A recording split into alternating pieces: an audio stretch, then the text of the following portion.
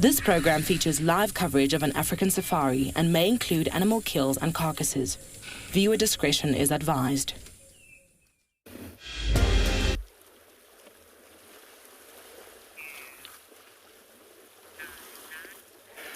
Jumbo and hello everybody. It's a very warm welcome to our sunset drive. We are in the Masai of Kenya with this herd of elephant that you can see exactly what they're doing. My name is David. Welcome aboard to a very own safari, live from the African bush.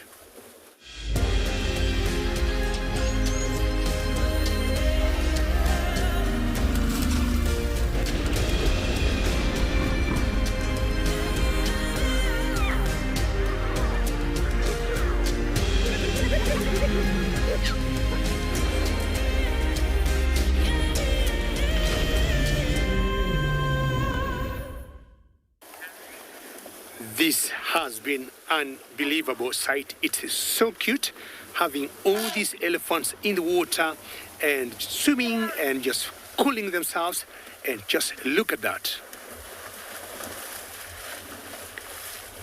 I've had them here for the last half an hour and I have been enjoying every minute. They just finished and they just paused, and I've got a feeling they're getting some instruction from the matriarch.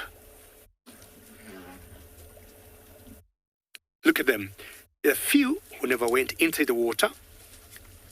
And remember, we love questions, comments. Please send them through to #WildEarth on Twitter or at FC in the comment section of the YouTube channel. For the kids questions at wildearth.tv. One more time, warm welcome. My name is David, and on camera with me this afternoon is Bongay. Apart from the elephants, we also got giraffes. Just look at that. It's one spot I've put myself, and I don't think I am going anywhere. We do not see giraffes doing exactly what we saw those elephants doing. Ladies and gentlemen, remember, I am not the only one. We got other locations that will be coming to you live in other parts of Africa.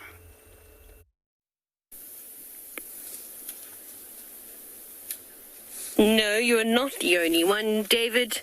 You've got this beautiful grey elephant munching on some not-so-tasty brown, dry shrubs. And then, of course, you also have me.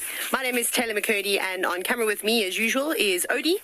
And we are here at Pridelands Conservancy, which is part of Tswalu Game Reserve, included in the Greater Kruger.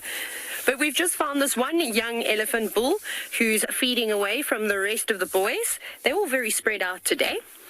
And I think that they're exhausted because they've been swimming all day long in Ndlovu Dam. Although this one doesn't look like he actually went in, so perhaps he was one of the few that decided to not go for a dip.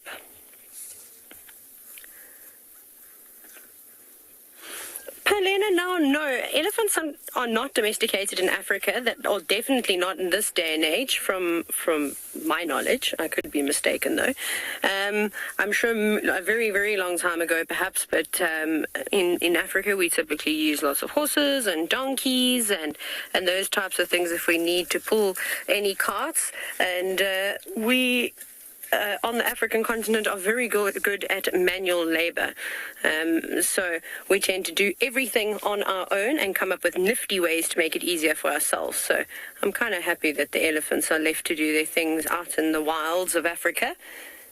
In South Africa, that's definitely not the case. The only time you'll really see them is out here in the wilderness, which is exactly what we're going to be doing today. Is we're hopefully going to join David and also have some elephants swimming, but here in South Africa.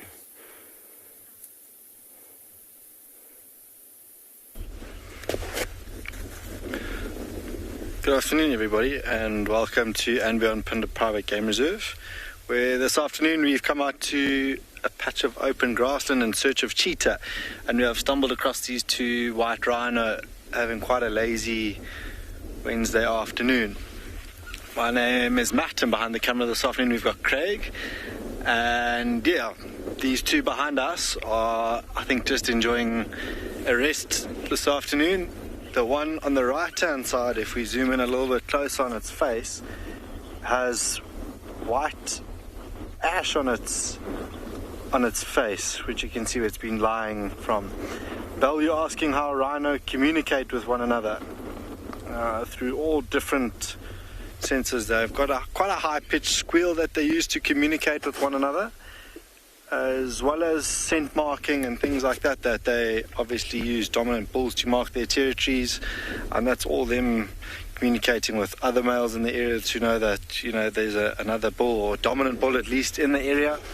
But often if they're fighting, it's I'm not very good at mimicking such noises, but a very high-pitched, I want to say is exactly that, a squeal that they use to communicate with one another. Quite something to hear, because not the sound that you'd imagine coming from something as big as a rhino. There's one of those puff of clouds of dust that we spoke about earlier. This area also recently burnt. There's already some greenery starting to pop through with a little bit of rain that we've had, which these white rhino, I can imagine, are quite fond of. But the patch of shade that tree was providing for them has now shifted. The sun's moved further to the west. You can see they're starting to get a little bit restless, kicking up a little bit more of that ash below them. A couple of red bull oxpeckers also on their backs. And not on a day like today, it's still quite hot but quite windy, so where they are, they're probably staying quite cool. Not caked in mud that you would typically imagine them to be, but full of scratches along their back. So in the areas that they probably were maybe earlier this morning, it is still quite windy. They're moving through thicker areas, would have gotten a couple of scratches on that very thick skin of theirs, and I wonder if a little bit later they won't venture off to a watering hole just nearby. But for now I might leave them in peace and see what else we can find out here.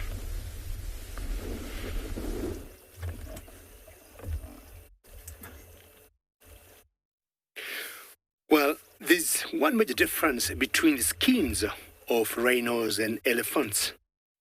If you look at elephant skins, they're always very wrinkled. And I've always thought they're wrinkled, number one, to increase the surface area, so that could help in cooling. You see how they keep flapping their ears. But also, number two, it would also help hold moisture. Now, this is the same herd of elephants we were watching earlier, having a bath and swimming in a small little stream there. So any water that they have picked, or that's on the skin, the wrinkled hide will be able to hold it for a long time and help them in cooling.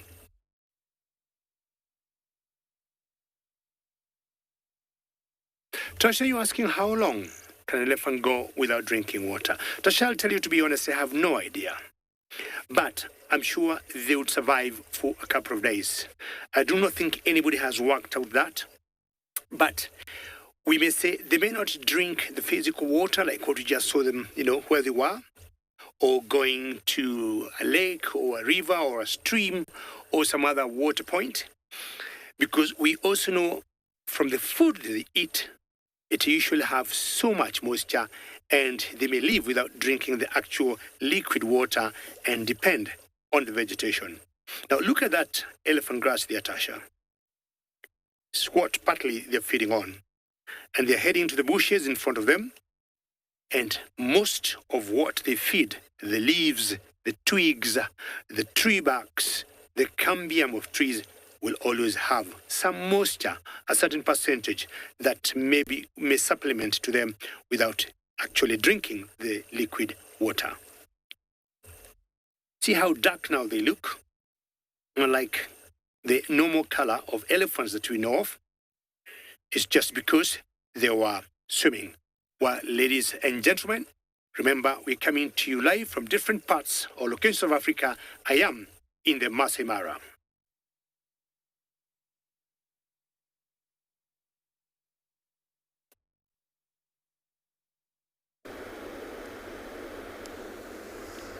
It's amazing how elephants can drink lots of water at one go. Now here we have Nile crocodile live coming here from the Mara River. Now, my name is Tim, and behind camera we have Big James. Look at what we have here. Beautiful Masai Mara River. This is a place where I call sometimes the Blood River. Lots of migratory animals, the wildebeest and zebras, sometimes get killed here, trampled and drowned here. Now, the Nile crocodile is the conspicuous or the common crocodile within Kenya. Now, look at the one to the left. That is a gigantic one. And the one to the right, that's a small one. I tell you, that one can be up to about 4.5 or maybe 5 meters. Nile crocodiles are known up to grow to a length of even up to 7 or 8 meters. Now, when the crocodiles age, they tend to be darker. So say the one with a little slightly yellowish, more pale, is a bit younger than the one to the left.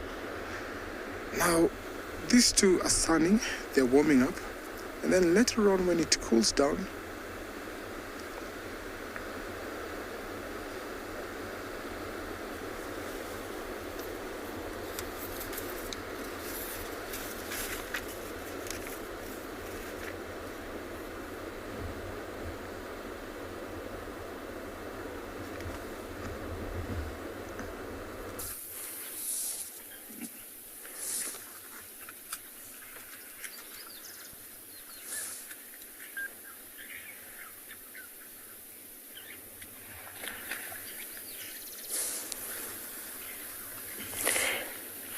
Well, we managed to find the elephants. This is where we were actually headed before we were, well, I suppose we had a roadblock, didn't we, with that young elephant bull. But at Pridelands, of course, this is the land of the elephants, really. We're so spoiled. And we're at a watering hole that I haven't spent much time at for a very long time. We're at Leopard Dam now with a breeding herd of elephants, big and small. There's quite a few boys here too. But unfortunately, we have missed them having a bit of a swim. You can see a lot of them are covered. There's still one just down over there, a youngster, that's still having a little bit of a wallow, as you can see. Hello. You don't want to get out of the water just yet. You can see that little one is just having the best time. Alright, very good afternoon to everybody.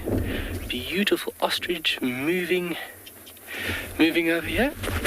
Good afternoon, my name is Carl, behind the camera is David, and welcome to the vast and wonderful landscape of Tswalu Kalahari. Beautiful male ostrich, nice dark plumage, strutting his stuff for us.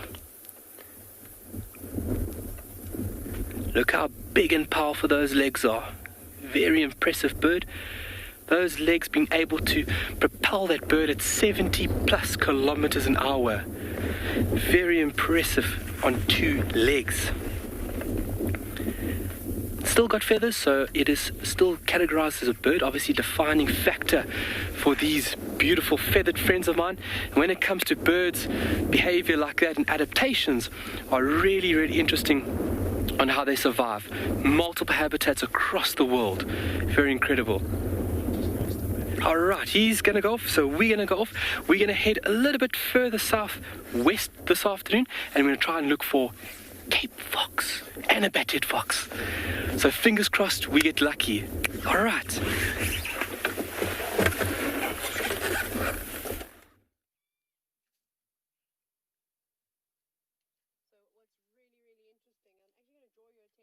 The elephant that is now rubbing on the tree because of... So there's a net on top there for weavers. Now I don't know if they have chicks or anything inside there, but every time that elephant rubs up on that tree, you can see it's not quite stable. And they're going to get a rude awakening if there's anybody in there. Odie described it as they might be seasick. It's quite funny though, but he's gone off. But now they've coated that tree completely in mud. And that's sometimes what happens, is that the elephants end up pushing trees down like that because that tree is no longer living. But there they all go. They're pretty much just finishing up now. Last little mud wallow, and then covering themselves with sand to keep themselves nice and cool. Now, Reese, perfect timing. It's like you can read my mind. You've asked, what is the benefits of mud bathing? Well, if you ever get the chance, I highly recommend it. But essentially, all that mud on an elephant is going to help keep it nice and cool. So obviously, elephants can try and cool themselves down. Their ears are essentially like a radiator in a car. They are filled with lots of blood vessels. The skin is very, very thin, and by flapping them, they'll cool down their bloodstream directly, which then cools their entire body. But sometimes that's just not enough. And drinking water, of course, will help. So well, I suppose these animals are lucky. They can just go straight into the water. They're capable swimmers. But then to keep cool afterwards, it's nice to cake all that mud on your body. But it's not just for that. They will also cover any parasites, any ticks and mites and things that are living on them. And that will suffocate them, and those parasites will then die. There's quite a few out in the open to the left, if you want, that are playing as well. We don't have to necessarily look straight through the twigs. Yeah, just under that bird bean, there we go. That's probably a better view, and they're also having a bit of a tussle.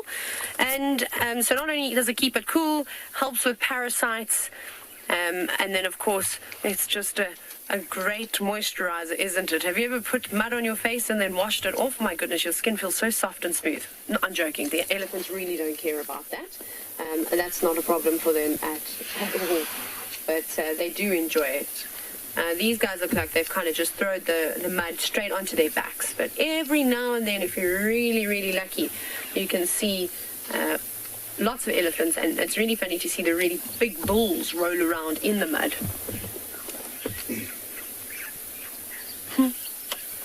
Georgina, I love your question. Now, you're only just 6 years old and you've asked why are elephants grey? Well, I suppose that's the colour that they normally are, hey? They were made that way. I don't think there's any specific reason, but typically if you are brown or shades of grey, you blend into the vegetation very, very easy, so you can hide away a lot. Yes, Georgina, even a big elephant like this can hide away. Can you believe it? But sometimes you get elephants and they look like they're different colours. Like, look at these guys. These are brown and grey. And every now and then you'll get elephants that look like they're red too. So I suppose an elephant can change its colour depending on what colour soil it throws over its body.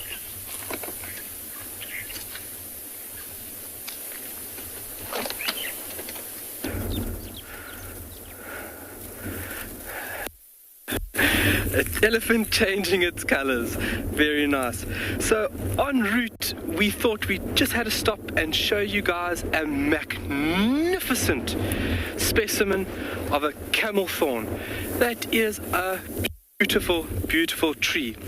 Obviously well adapted. We've spoken about their very extensive root structures that allow them to tap into the underground water that's available for a long period after rains have fallen.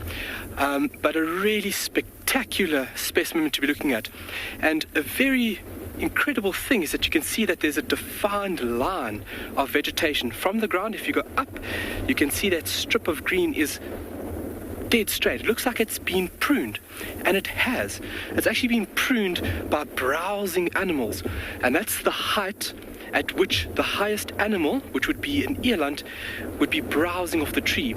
So they play a vital role in pruning and eliminating parts of the tree. That also stimulates growth, but quite an amazing sight to see this pruned and straight line being displayed with this tree. A very big one. Oh, this chap could be over 30, 40, 50 years old. Really, really old. They can live for a long time. And a spectacular tree within this area, and something that we really hold truly close to our hearts.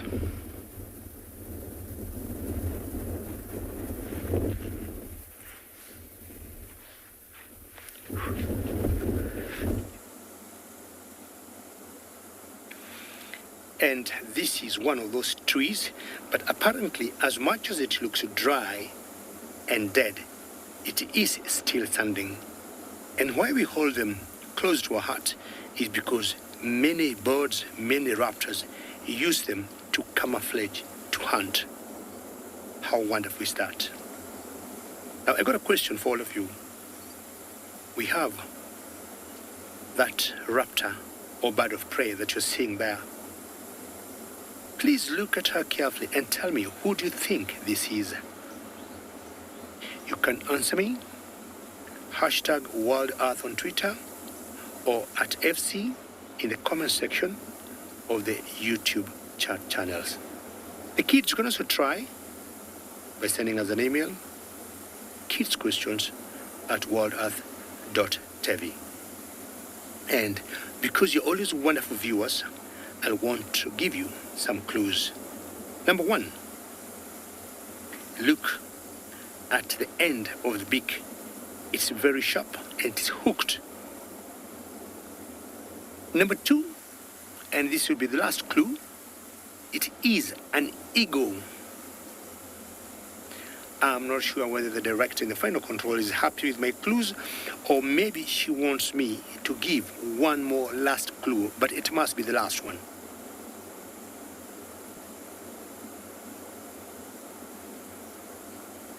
Ha ha ha. All right, she tells me to give one more clue. Okay, I'm going to obey my director in the final control, and the last clue I'm going to give you, it is a snake, eagle. And honestly, that's it. Look at the sharp hooked beak. 1, 2 is an eagle. 3, well, he's a snake eagle. They normally eat snakes. I'll be waiting to hear from you, ladies and gentlemen. And remember, we are coming to you live from the Masai Mara.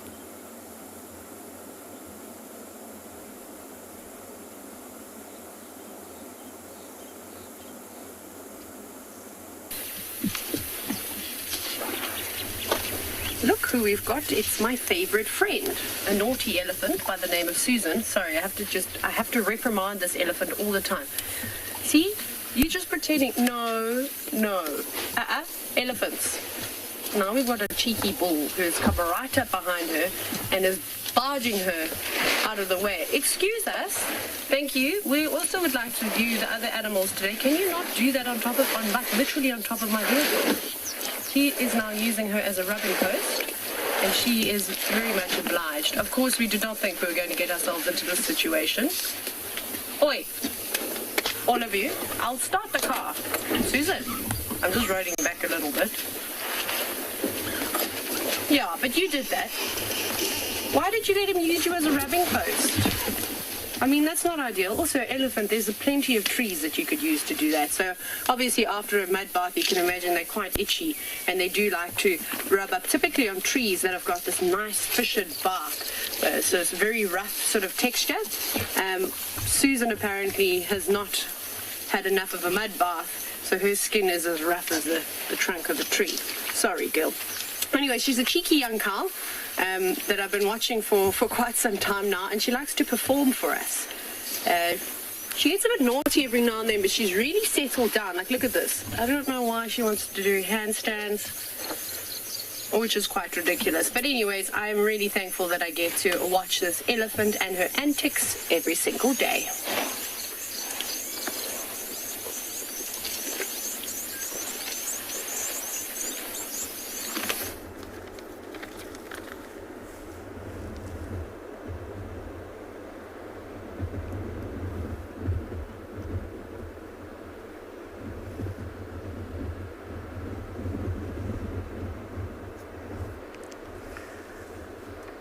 Now back to our crocodiles. They're still relaxed by the river.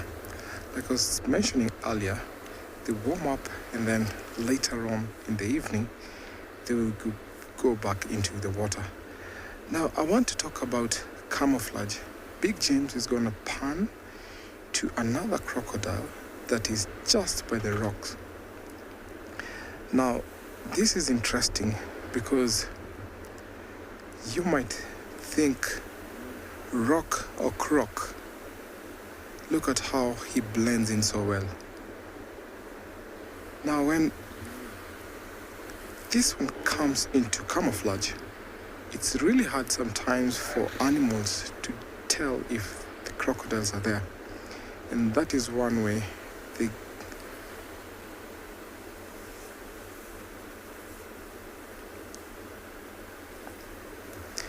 Mona, thank you so much for your question. Now, crocodiles are cold-blooded, so they need to warm during the day, and then they'll be coming into water later on in the evening. The reason why they're basking into the sun. So crocodiles have nerves that are on the lower and upper mandible, just to the tips, which really act as heater plugs. Now, during the heat of the day, they'll open their mandibles upward, so the nerves will heat and they retain that heat and warm their bodies when they get into the water. So crocodiles are cold-blooded. Now, this Mara River flows. This river flows all the way down to Lake Victoria. And I tell you, this river has fed many, including people and wildlife.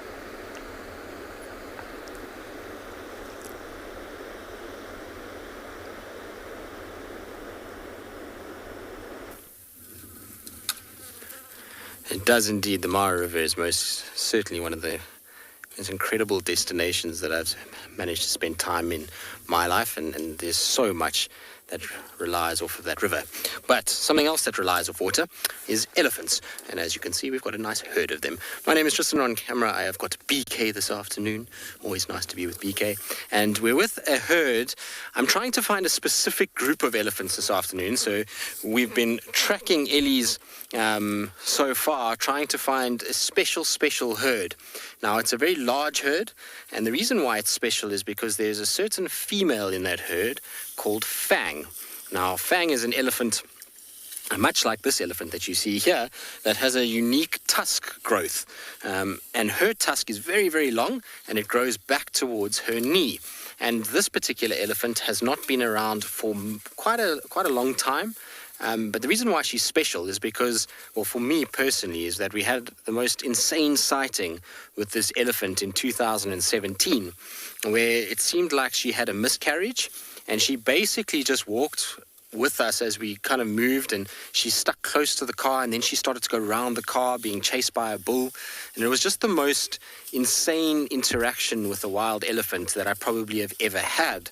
And so she holds a very, very, very special place in my heart. And so I'm hoping that I can find her because, well, it's been a long time since I last saw her. In fact, I saw her very, very briefly back in February, but prior to that, it was almost a year and a half since I'd seen her. So if we can find her somewhere here, it's going to be really, really nice because ultimately, you know, we want a situation where we can spend a little bit of, or a prolonged period of time with her. The problem is we're heading towards our northern boundary now, which is not ideal. So Sophia, who's 6 years old, it's always nice when we get the younger generation asking lots of questions. So kids, if you're watching, ask away. Sophia, how fast do elephants run? Well, Sophia, faster than you and I can run, unfortunately. So if you're going to be chased by an elephant, it's not a good thing. But an elephant at sort of top speed, and depending on obviously the terrain, would probably be doing about 30 kilometers an hour, 35 kilometers an hour if it really was pushing it, which is faster than, like I say, than you or I could run. So they're pretty quick animals. They're animals that cover ground much faster than most realize. What I think, though, is I think we're at the back end of the herd. I don't think we are in the front end of the herd.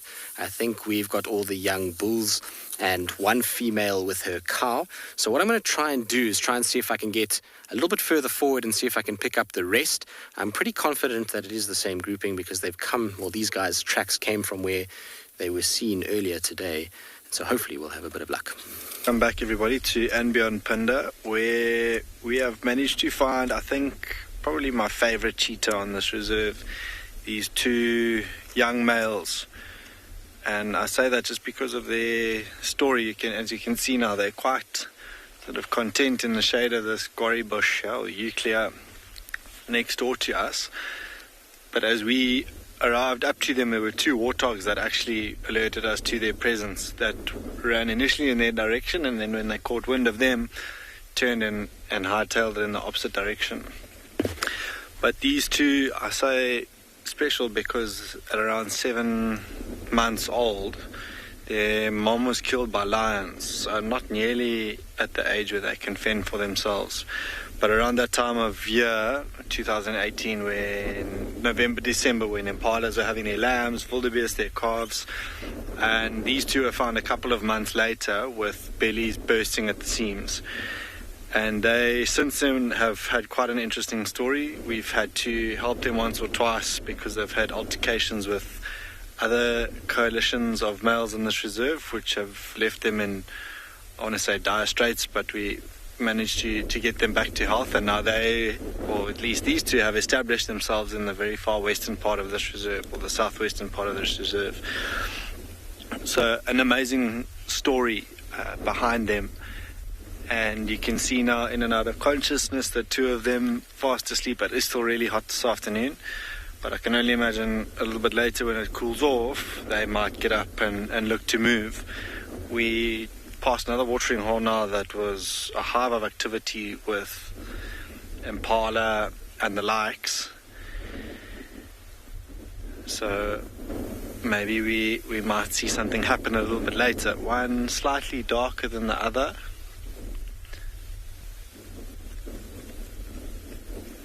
But I'm really hoping that we get to see them not lying in this long grass, extremely well camouflaged in this long grass. That being said, I mean, we drove past earlier and saw nothing. I think if it wasn't for those cheetah who, the warthog, beg your pardon, who ran past earlier, we might have not seen them at all.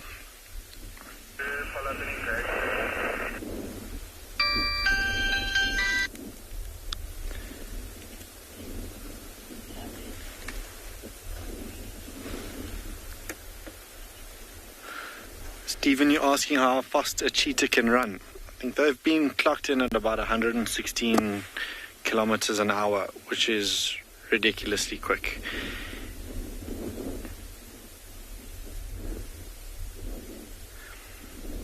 And yeah, that they obviously can't maintain for very long. 300-400 meters before they are extremely sort of flat and have to recharge, and it takes them about half an hour to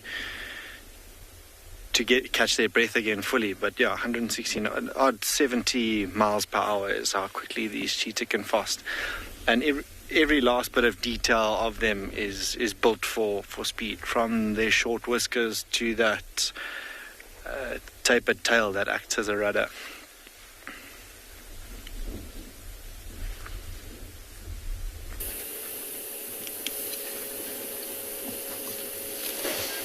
So we've managed to find my favorite elephant again. They're on the go though. They're just marching through a sort of wooded area, and it's very difficult to try and keep up with them. And there are not that many roads that cut across. Oh, she's coming back again. Thank goodness. I was wondering what on earth I was going to go and do without her if I couldn't see her for 2 minutes. But she's such a funny girl. Now, for those of you that have never experienced elephants in real life, like as in on a vehicle, in the wilderness with these creatures, and especially greater Kruger elephants, I highly recommend it because there's just something so special about these animals, and I hope that you can feel the connection through your screen.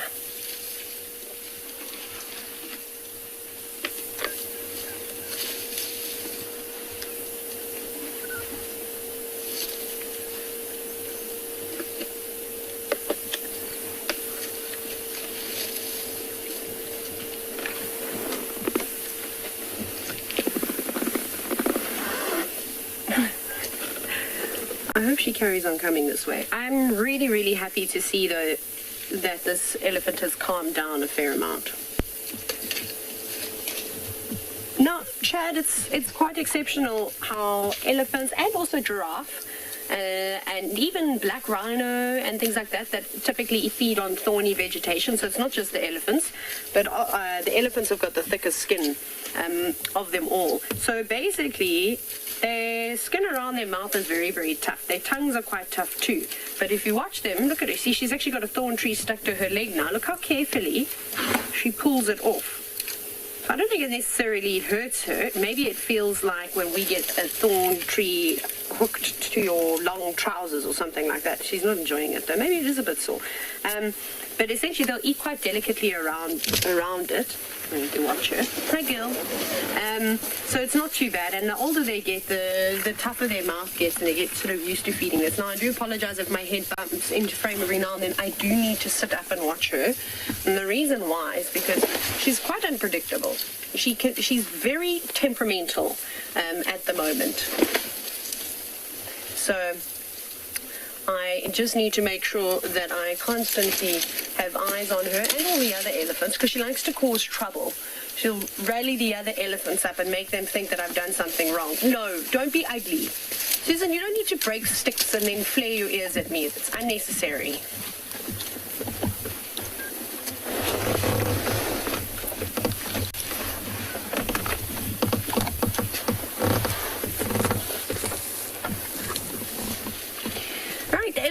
Haven't gone too far. They're still just on the move. Now, Fazia, that's a difficult one to answer. So Fazia has just asked, what should your response be? I'm assuming when you're in a vehicle. What should your response be to a herd or to an aggressive herd of elephants? So every situation is kind of different, but Fazia, from my personal experience, when a breeding herd, when the cows, the females, when they tell me that they are unhappy with them, I move away. I get out of their pathway. I don't want to ever block in an elephant, and you should never block any animal in. Remember, no animal really wants to hurt you out here, but if you do pin them in a space where they haven't got much room to go, they might either accidentally run into your car or then, have an aggressive attack towards you. So if you can avoid doing that, then you should be okay. But say you got yourself into a situation where you didn't have anywhere to go, and perhaps you had people that were blocking you in. I would just pull off the road as far as possible. But if you could get and move away very slowly from them, give them the room that they're asking you to give them, then do that. You don't want to stand up to an upset cow. Remember, they're very protective and they've got lots of little ones to look after.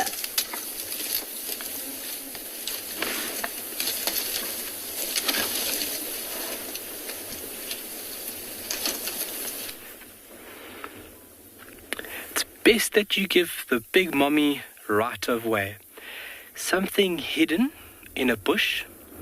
Once David's going to get in there nice and close, and I want you guys to see if you can spot. Oh, it just moved. Hello, Mr. Rabbit. Actually a hare, not a rabbit. This is a Cape hare. We have two species of hare on Tswalu. This one over here, the Cape hare, and then another one referred to as the scrub hare. Slight difference in color. This one having a little bit of a reddish tinge, and the scrub hare being a little bit more grey in appearance. Look how large those ears are. Very big eyes.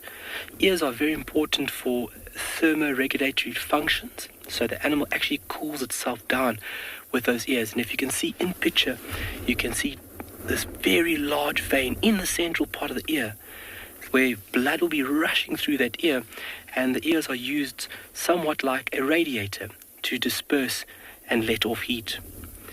But these little guys will have little resting spots under bushes, and they have what I refer to from a marine background, they refer to them as home scars. So a spot that this little hare would come back to every time. And it's been used for so long that the ground will actually have an imprint of the hare, so that when the hare sits on this little spot, all it needs to do is tuck its ears back and it basically disappears within the undergrowth. Very, very nice to see. Predominantly nocturnally active. We just saw it now because it actually moved from one bush to another. But really special animal to see, especially through the daylight hours. At night time, obviously, you don't get really good views for it. The car headlights really disturb it.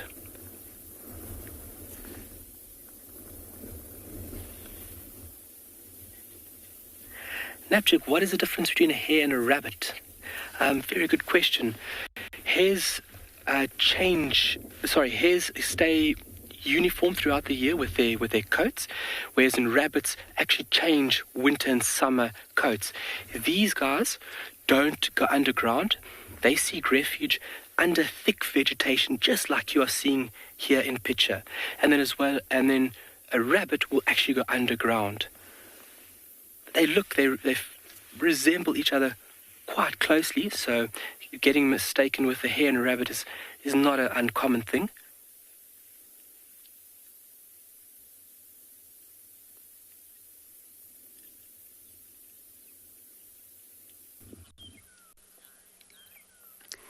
Good afternoon, everybody. Good afternoon from Djuma Private Game Reserve in Sabi and Lawfield.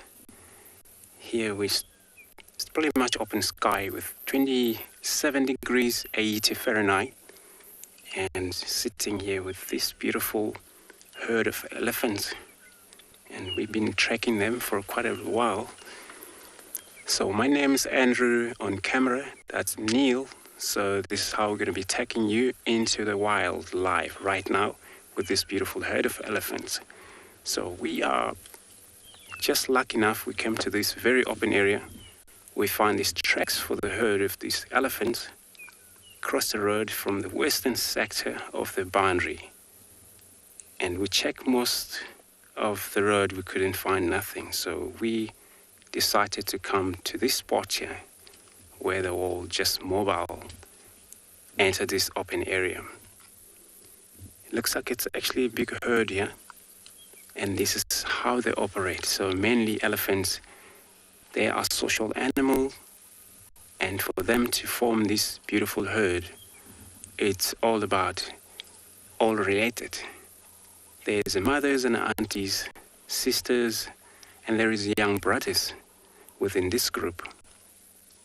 And this is what formed the herd of elephants. Then it should be an matriarch, which it's a leader in this group, where every time she decides where to take them.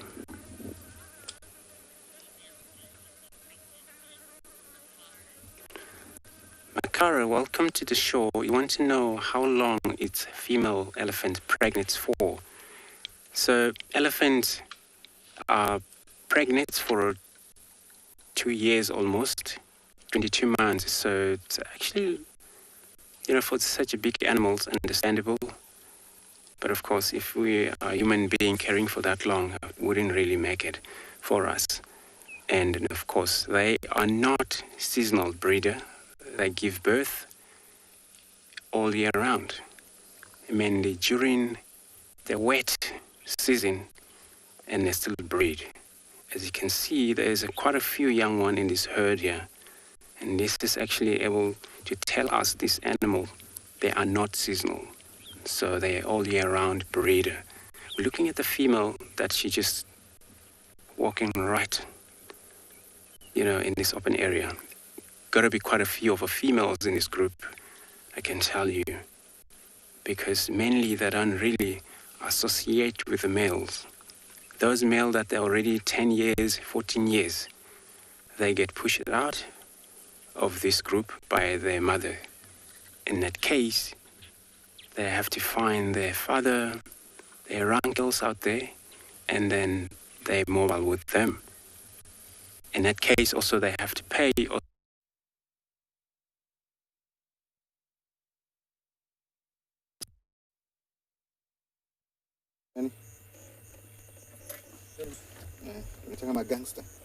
Well, so sorry, ladies and gentlemen.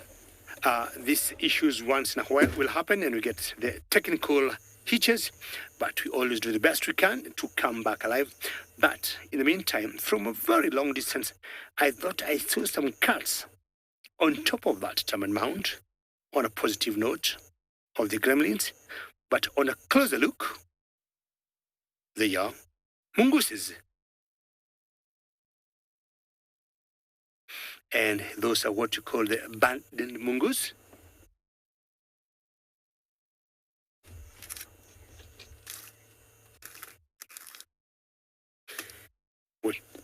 And those are the striped mongoose.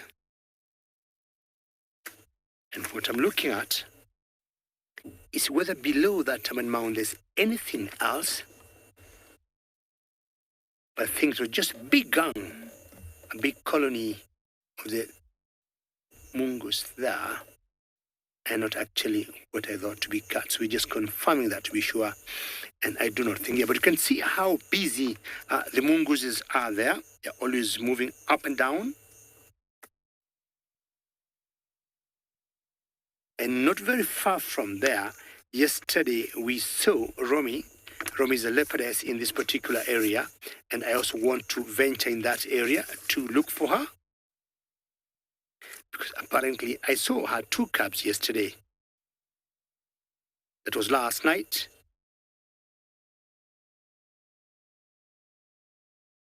Who knows? We could be lucky to see her again. And ladies and gentlemen, remember, we're coming to you live from Africa. And currently I am in the Masai Mara.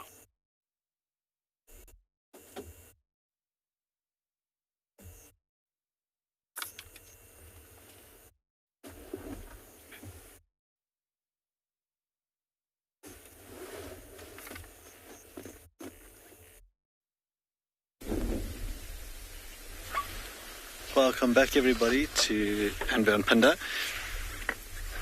where these 2 young male cheetah are still quite happy in their spots. You can see they're wide awake. Cheetah being the most vulnerable of the big cats, often just sort of nod off and then they're wide awake just to make sure that the area around them is safe of other predators. Things like lions, not so much leopards out here in the open, but if there are lions around here, because they hunt the same prey, lions will try and get rid of that competition. Even other coalitions of males, they have to be really wary of. So they're constantly very vigilant and just looking out. Very windy as well this afternoon. So still lying in a shady patch. I can imagine it's getting quite cool for them where they are in the shade together with this wind. But in and out of consciousness, and I think that's where that expression catnaps come from. Is from them. You can see them fast asleep and then wide awake again. That one that you saw in picture, almost like when we nod off and you're sitting somewhere and then you almost jerk your head awake. That's exactly what they do sometimes. They must have incredibly strong necks as well, just with the way that they're resting their heads on their necks. I'm going to stick around here for a while, just because I think that they might move in the next while. I'm not too sure when these 2 last ate. So to see them on the move again would be quite exciting.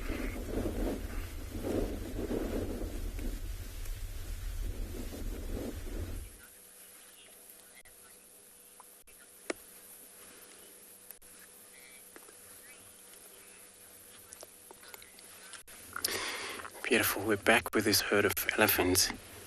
Again in this area. We haven't actually moved, but looks like there's more of them.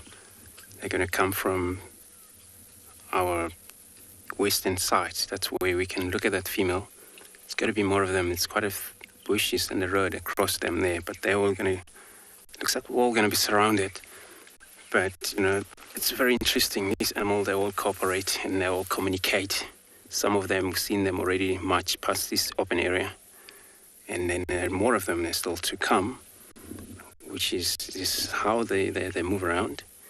You find a separated part. You find 1, 3 females sometimes taking care of 3 different babies, which are not theirs. And they're all good at that.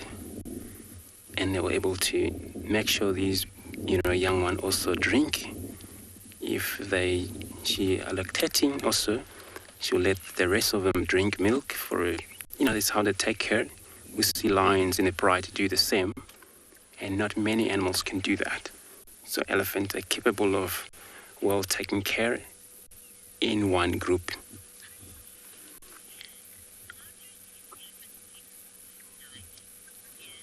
Ian, welcome to the shore. Hope you're right there. So elephants at night, you see the... Good afternoon. Sorry about that. So the elephants during the day, there is a lot of sunlight, of course, and then that's humid. Also directly sun heat penetrates through their body And that's far too much for them to be able to handle that. That's where you see them go down to the water, wallow in the mud, but also swim and they come out, cool off. And then again, but at night you see where there's no sunshine. So they would actually, when they want to, they can swim, they can contact with water, but then they feel free because then the temperature drop down pretty much, and that's how they cool themselves. But also they have to reduce movement so that they don't really, get exhausted during their movement. Look at this young one, I don't know what it's running into, probably just practicing. And what I just heard, it looks like there's more of a contact calling, probably the mother, that's where the baby running into. There's nothing chasing it, so it's so that you feel maybe isolated, and then that's why you're running into the mother. So you just hear that kind of like growl. I mean, there's a rumbling. It was all about contact. So they all know each other, which area they operate, and of course we've been here a lot of rumbling here. It's all about communications. And this one, they're right in the shade. So every time they move, since they have matriarch, if she's leading right in front of them, and they're all just going to follow behind. And then also, wait in the shade like this is also one of the, during the day, cooling off. But see them rolling in the mud, and as you look at the skin, it's very wrinkled.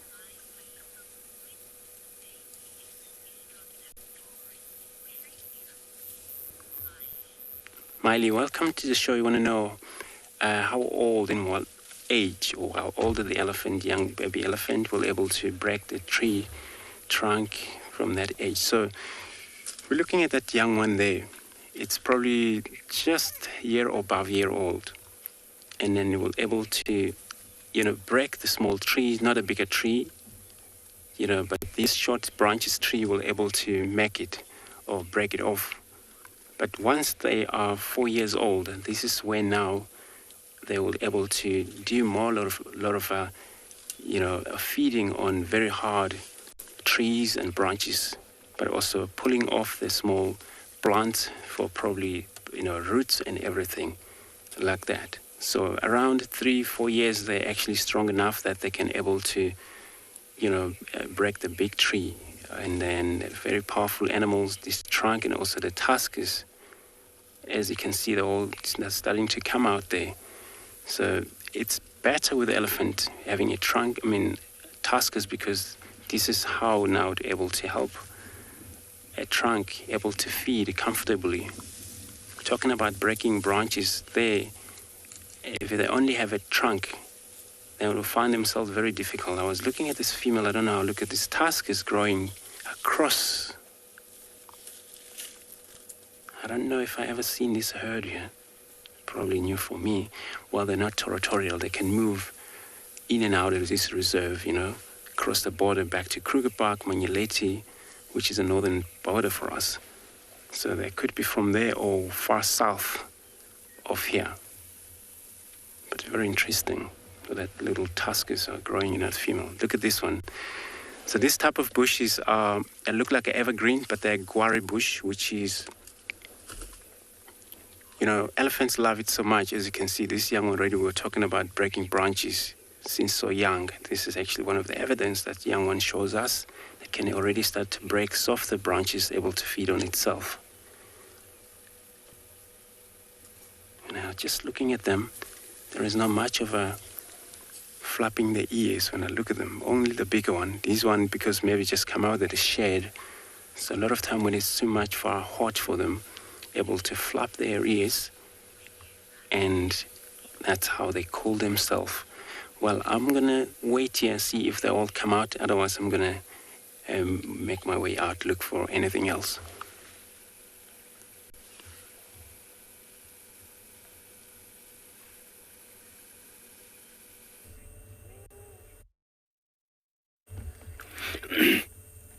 Wonderful, Andrew. And I'm sure Andrew's elephants can or would remind you of the elephants we had earlier when we started the show. I moved on and I came to a different area.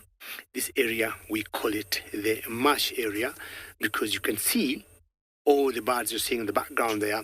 And areas that will have a lot of water also have lots of birds that will want to be in the water, either feeding, mainly feeding. And that's why we have all those egrets that you're seeing from a distance right there. And some of them are the Hadada ibis. We got hammercops. We got sacred ibis is there. We also got stocks. This is an area that's loved by different species of birds. And if you look carefully, you can see the amount of water in that particular area. Now, if you look carefully, you do not see a single elephant anywhere there. And the reason for that, when it rains so much, because we have been getting lots of rains in the Masai Mara the last few days, if the elephants spend so much time in the water, they get what we call foot rot. In the background, you can also two cranes that you call, yes, two cranes at the back there, the grey cranes. So the grey crown cranes in the background. There's some stocks there, open-bill stocks. We've got the great egrets. We've got the sacred ibis. But not as many mammals because this water is not very good for the mammals.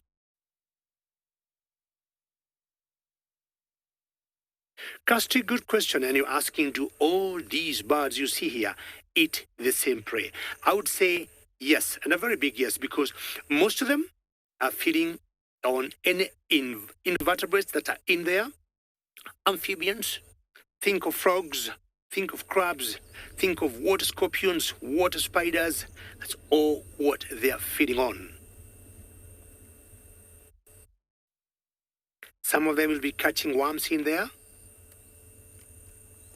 Crown cranes, though, that are on the side, they could be eating, they are more of omnivores, and they could be eating both any invertebrates and also, I would say, seeds or grass blades in there. And so it's wonderful when we answer your questions or we get your comments. And it cannot be better when you know we are coming from 6 different locations in Africa. And the good news, we come to you live and every day.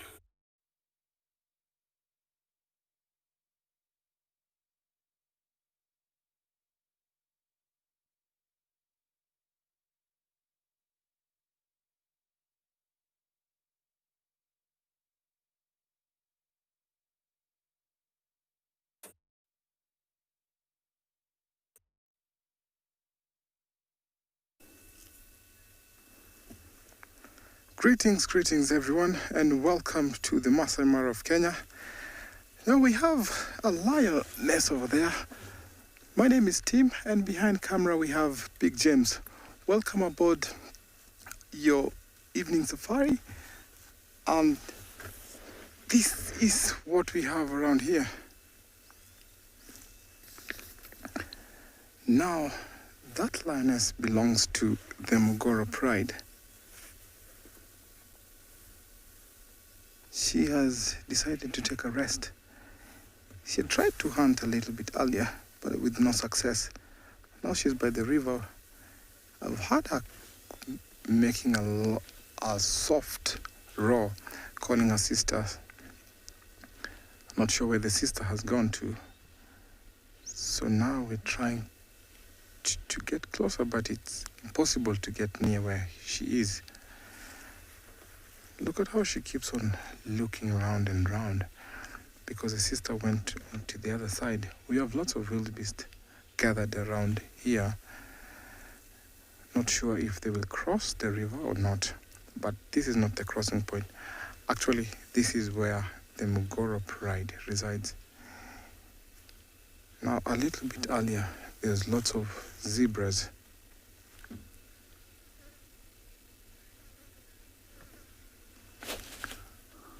Sam, thank you so much for your question. When is the best time for lions to hunt? So the preferred time for lions to hunt is at night because it's cool and lions get to see much better, more than humans at night. So their vision is better at night and it's also cooler. in the night. She looks a bit lazy and worn out because she had tried to hunt a little bit earlier. Now we're going to wait here a little bit because it's cooling down right now, and I'm sure the activity will increase as soon as dark or dusk gets in.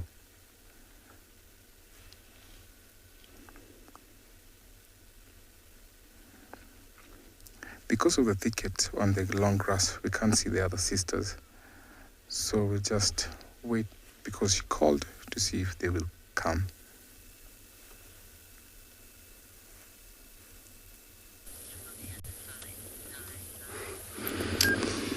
Beautiful. So we're still sitting with these elephants here, where the grass is very slightly, not too much tall, where they're big animals, compared to the lions. Lions are well blended in, especially when the grass is so tall.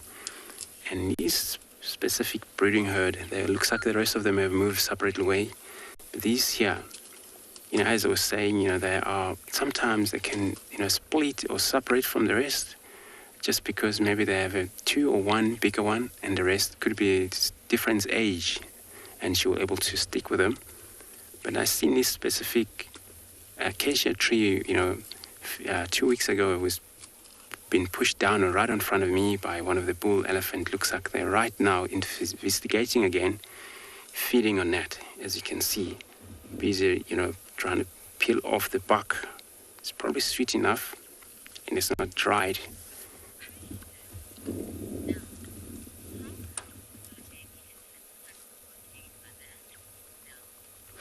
Now, welcome to the shore. So,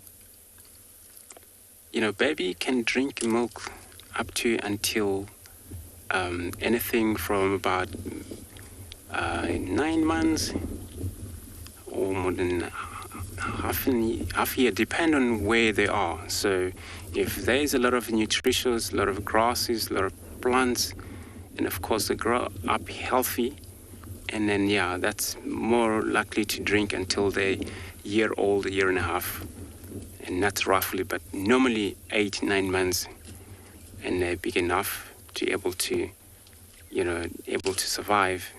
But you still see elephants who are still actually suckling until they're a year old or a year and a half. And some can be possibly around 2 years, but they're far too far. And roughly somewhere I can put it around there. This is pretty much they can suckle for. So here we're looking at all the young one that I see here. It's all girls. And then this is how she's able to control them, take care of them.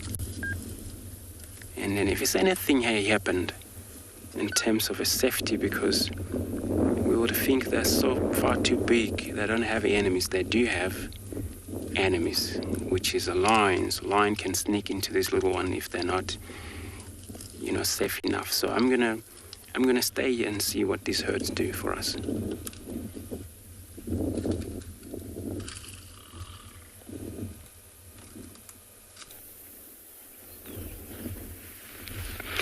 Everybody loves a bubba. Look underneath the tummy of this female oryx. You're going to see something quite small. There's a little bit of vegetation in the way, but you will pick up the movement. There, its head is moving. Oh, very cute. It's under 3 months. Within the first 3 months of these antelopes' lives, they've got this tawny coloration, which obviously is right through the body plan, and that allows them to remain concealed when mom goes off and feeds, and then she'll come back at different intervals to nurse and clean. Oh, there's another little one. There's 2 bubbas. So somewhere in the thickets over here there must be a few more females. This would be a nursery herd or a breeding herd. And those little ones are under 3 months. And how I know that is because when they hit the 3-month mark, they start adopting their oryx colors. So that tawny coloration that you're seeing will start fading. They'll go a little bit lighter, and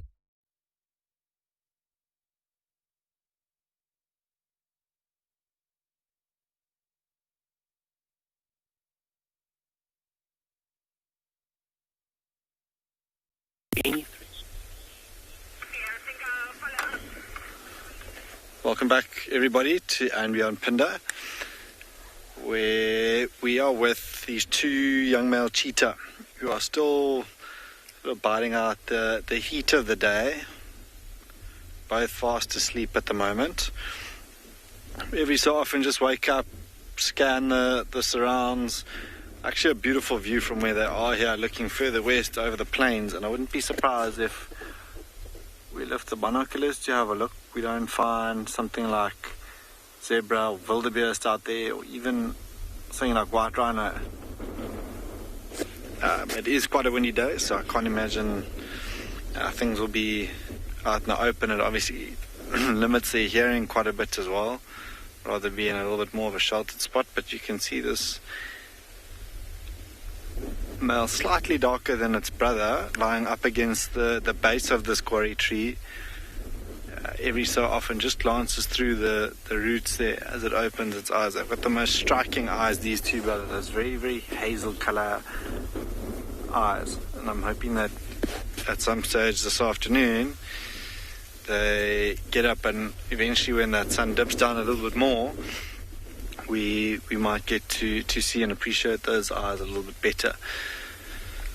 But now, like I was saying earlier, if you drive past this, we've ventured a little bit further off-road, but if we drove on that road, which we did earlier, no chance of seeing them. It was two warthog that helped us find them, ran in their general direction, and then the two of them popped their heads up, which we were then able to find them. But otherwise, just because this grass is so long, they blend in really, really well.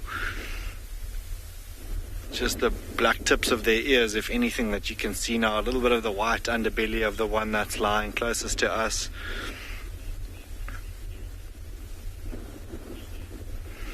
Pile, you're asking how big their territory is.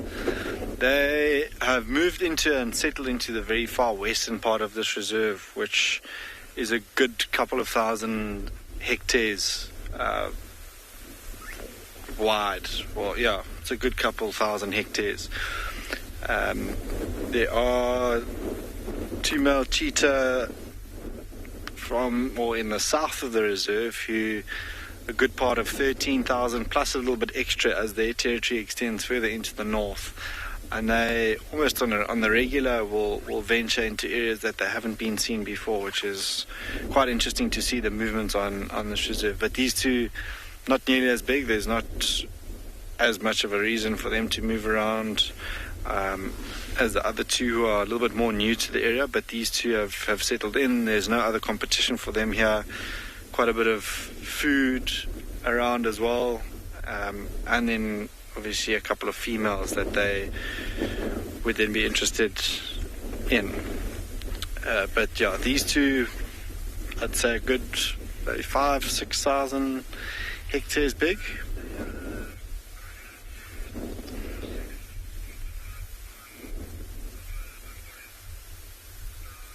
This wind is relentless this afternoon, and it's that time of year where it just doesn't hold out at all. And I'm hoping that as that sun starts to disappear over the horizon to our west, that these two will become a little bit more active and show signs of a little bit more movement.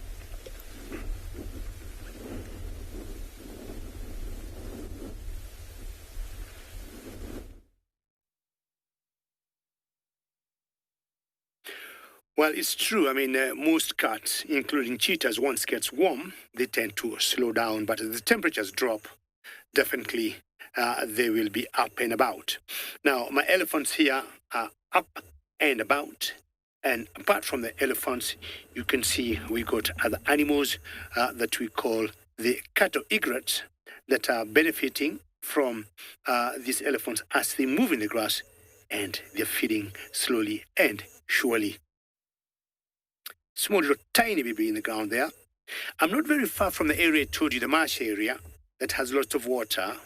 But you can tell these elephants, as much as the marsh have enough grass or other vegetation that these elephants could feed on and drink the water at the same time, they choose not to be in that area. And you see, they're on the edge of the forest, eating the grass and this area is much higher ground and no water. It's not waterlogged. And my guess is they'll keep feeding and move towards the forest to change the menu. But apparently, as soon as they get in the forest, the cattle egress, that will be the end of the road for them. We haven't seen the cattle egress following the elephants in there.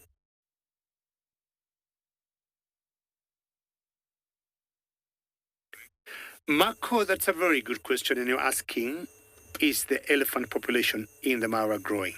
Yes, a very big yes. Apparently, Marco, me and Bunge, who is on the camera today, we had a debate that we wish the Mara Game Reserve could be slightly bit bigger.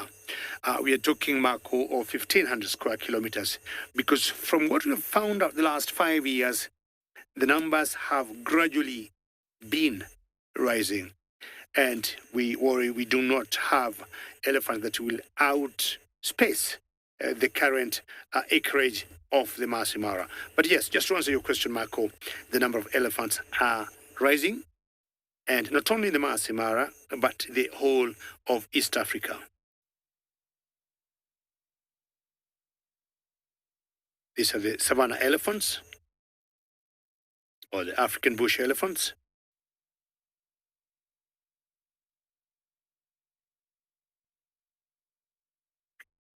Petro, how are you today? And you're asking of any news on Jasiri. I got 2 news for you. Number 1, I spoke to the vet this afternoon over lunchtime, and she told me Jasiri is doing very, very well.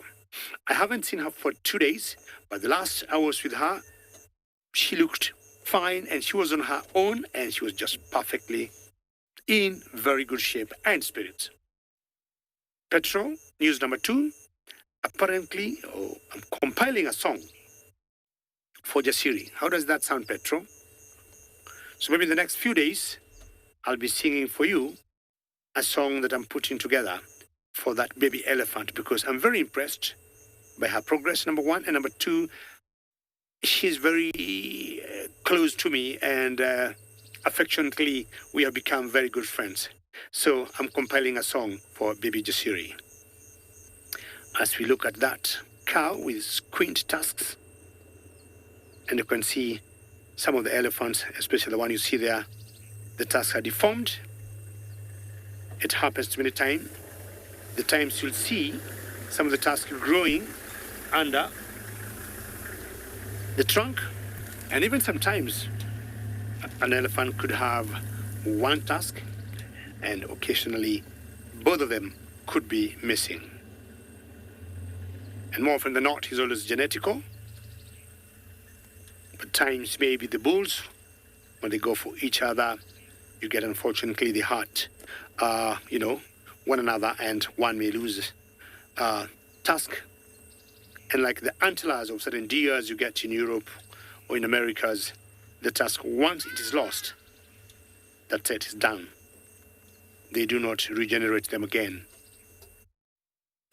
Very important tools the elephants need for survival. Breaking trees down, branches, digging food, tubers, roots underground, digging for water. And once in a while, the males, when they go for each other.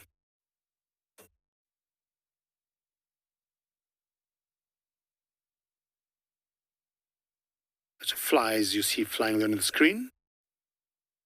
It's just because of the rains we have been having.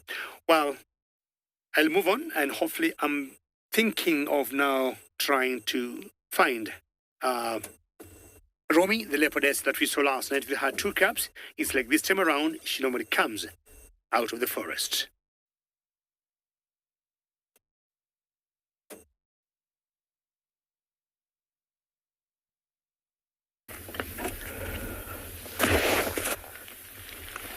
Alright, being so hot today, these guys are making their way to the water. It's a nice breeding herd of blue wildebeest coming to the life-giving water. You'll see in frame shortly there'll be some young ones coming in. And these female herds move between different male territories. And coming into an area like this, there'll definitely be a dominant bull somewhere nearby. And if he sees them, he'll rush in and check the reproductive status of these females.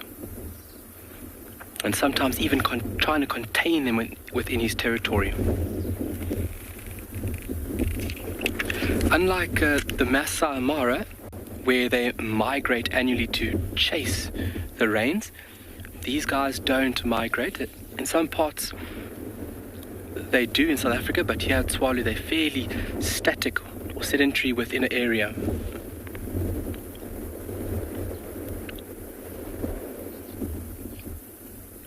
So water points like this around Tswalu are vital for these animals. And the animals have to track great distances to find water. There's the bull up there. So both male and female have horns, obviously an antelope being in the open. The difference is that males will have a bit more heavier set of horns than that of the females.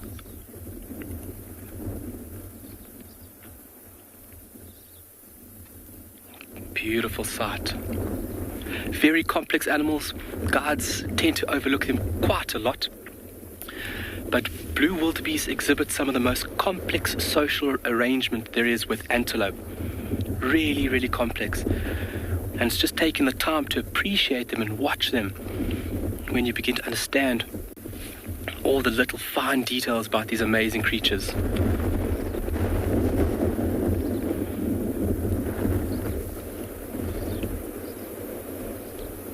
The wind's starting to pick up a bit.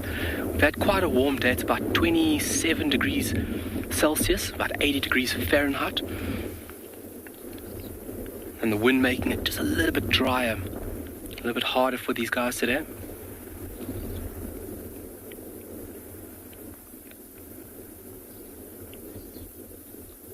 Young individual. So while they're busy drinking there, if David can get nice and close on its muzzle, you can see how well adapted the muzzle and dental structure is to enable the animal to crop or feed on grass which is very low lying. That's why in the Masai Mara you get the zebra and the blue wildebeest together.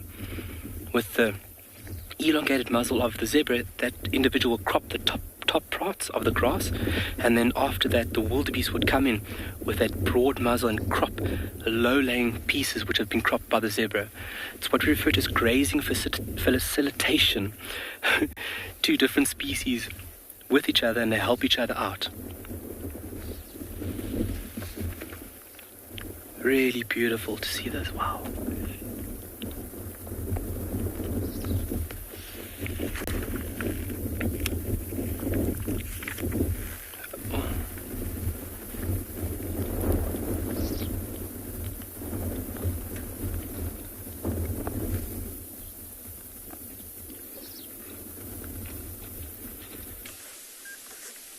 Good afternoon and welcome to andBeyond Ngala and our lovely elephant bull feeding on the grass beside him. So we've been watching him for quite some time and he seems fairly relaxed, just picking the grass, dusting it and shoving it in his mouth. My name is Marna and with me on the camera is Gert. So we saw another elephant bull just behind this one, maybe slightly larger, but we decided to come and stop with him first and see what he gets up to. So you'll often find these bulls together. And once they reach puberty, they get kicked out of their natal herds, and then they join these little bachelor herds, or they form these little bachelor herds. Now just have a close look at how he's dusting that grass. So when he pulls the grass out, a lot of the times there would still be dirt and soil stuck to the roots. And he obviously doesn't want to put that in his mouth. He doesn't want to chew on that. So that's why he's dusting it, just to get most of the dirt off before he puts it in his mouth.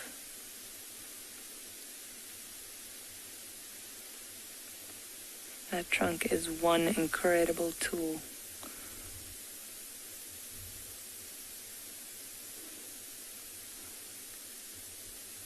We can actually hear him chewing as well.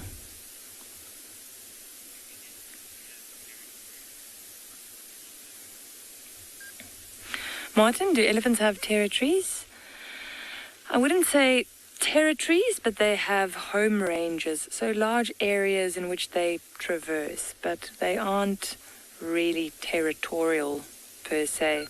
Like with other animals that protect a certain or that have a demarcated area that they live in, elephants don't have that. So they'll roam around in what we call a home range, and they just move to areas where there is more water or more food. And these bulls, when they go into must, which is a state that they go into when they're ready to mate, they travel long distances in search of females to mate with. So we often see new elephants crossing in and out of the reserve that we haven't seen before, which is quite nice.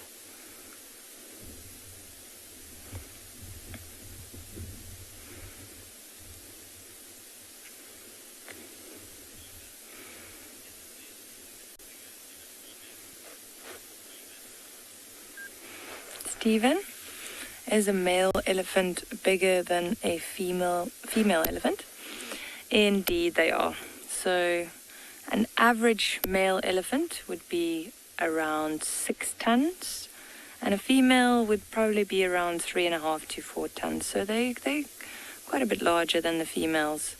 They're a lot higher, much bigger head. So they are much larger than the females. It's quite nice to see a male and female next to each other, so you can compare the height. But yeah, they are much larger. Tusks of the males also much larger than the females. They are quite impressive.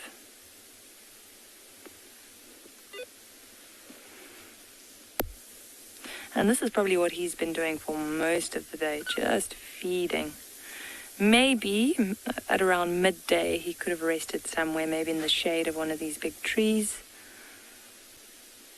But he will eat around 300 kilograms of food. Now we were talking about the difference between the males and the females, or size difference. So obviously being larger, the males will eat a lot more than the females. But if a female has a baby, so if she's lactating or if she's pregnant, she might even eat more than that male. So then her grass or food intake will exceed 300 kilograms a day, which is incredible. Still just dusting the grass. It's quite interesting that he's just eating the grass. We're actually driving on this road. Just before we found him, we saw lots of trees that have been pushed over. And this time of year, the elephants do like the bark of the trees. Most of the grass, as you can see, is dead. So they tend to focus more on the trees and digging for bulbs and roots.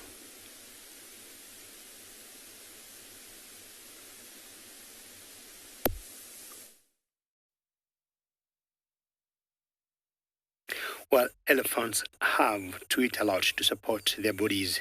Not sure how much this crocodile would eat. You'll see them catching insects, occasionally flowers, but I think what she's doing now, she's just hunting any insect in this bush. And this is the white-browed crocodile. Very good, thank you very much.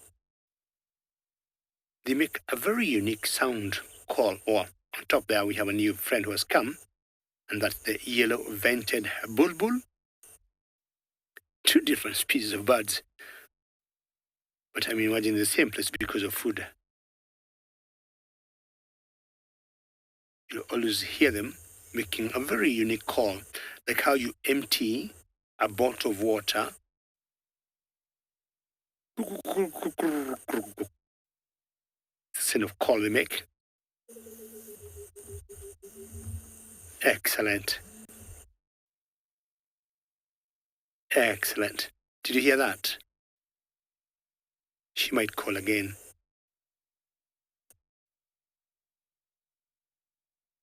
And notice she uses like the whole neck and the vocal cord to make that call. How cute is that? Now, what I may not be able to know whether that is a territorial call or a breeding or mating call, but definitely must be one of those two. Let's see if she's going to call again.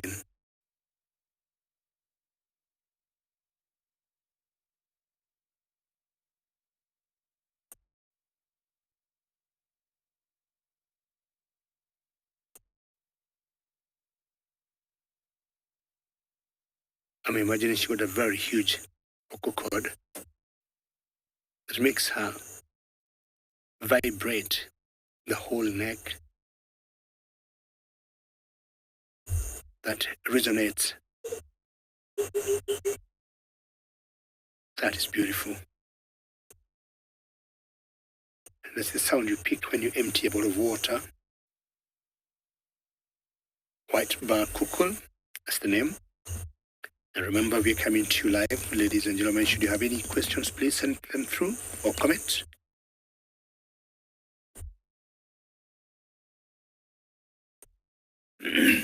MC, you asking if this bird is monogamous. What we know, MC, in general, you'll always see it on its own, either he or a she. But at most, you'll see them two, and I am more inclined to say it's monogamous. I'm not sure 100%. I may be, of course, finding out for you, MC, but I'm more inclined to believe it's monogamous because you very rarely find them in, an gregarious form, going together 5, 10, 20, like the bulbuls. In general, you always see one at a time. They're very solitary. But I'm going to be confirming that 100% for you, MC. But for now, tentatively, let's say they are monogamous. She's facing the other way. And they normally don't perch very high. That's the highest I've seen these birds go. Otherwise, you'll get them in the ground or the grass. I want to thank her for all those calls she has made, and I'm sure the director will be taking you to another location.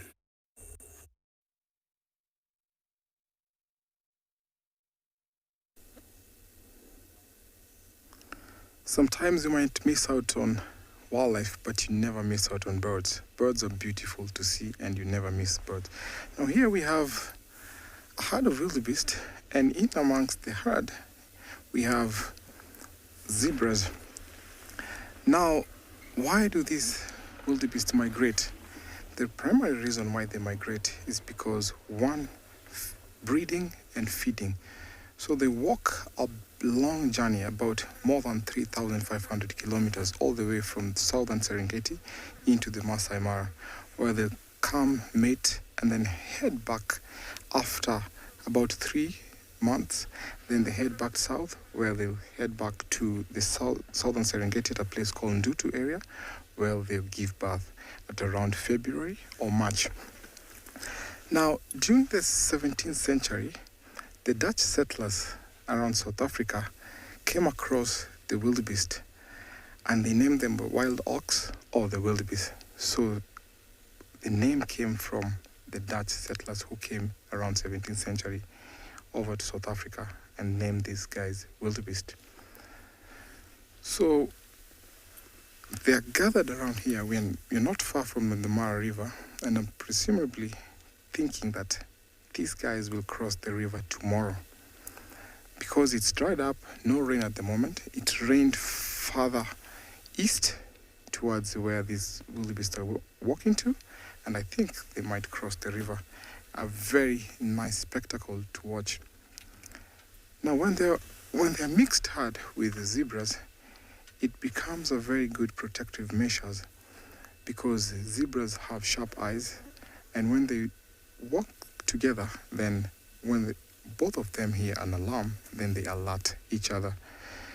There's no clash over wildebeest and zebra, So they're all happy to graze because they're all grazers. So there's no competition over food.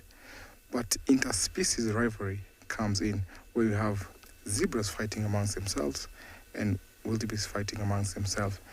But they're always happy to graze and walk together because they take this long journey walking together back and forth. Now, this grass is very sweet for them. It's called the red oat grass or Thymeda triandra, which is the most conspicuous grass here in the Mara. Now, we're here in the Mara Triangle where most of the herds have concentrated, and the Masai Mara Game Reserve, where we have a few herds that crossed over yesterday and the day before.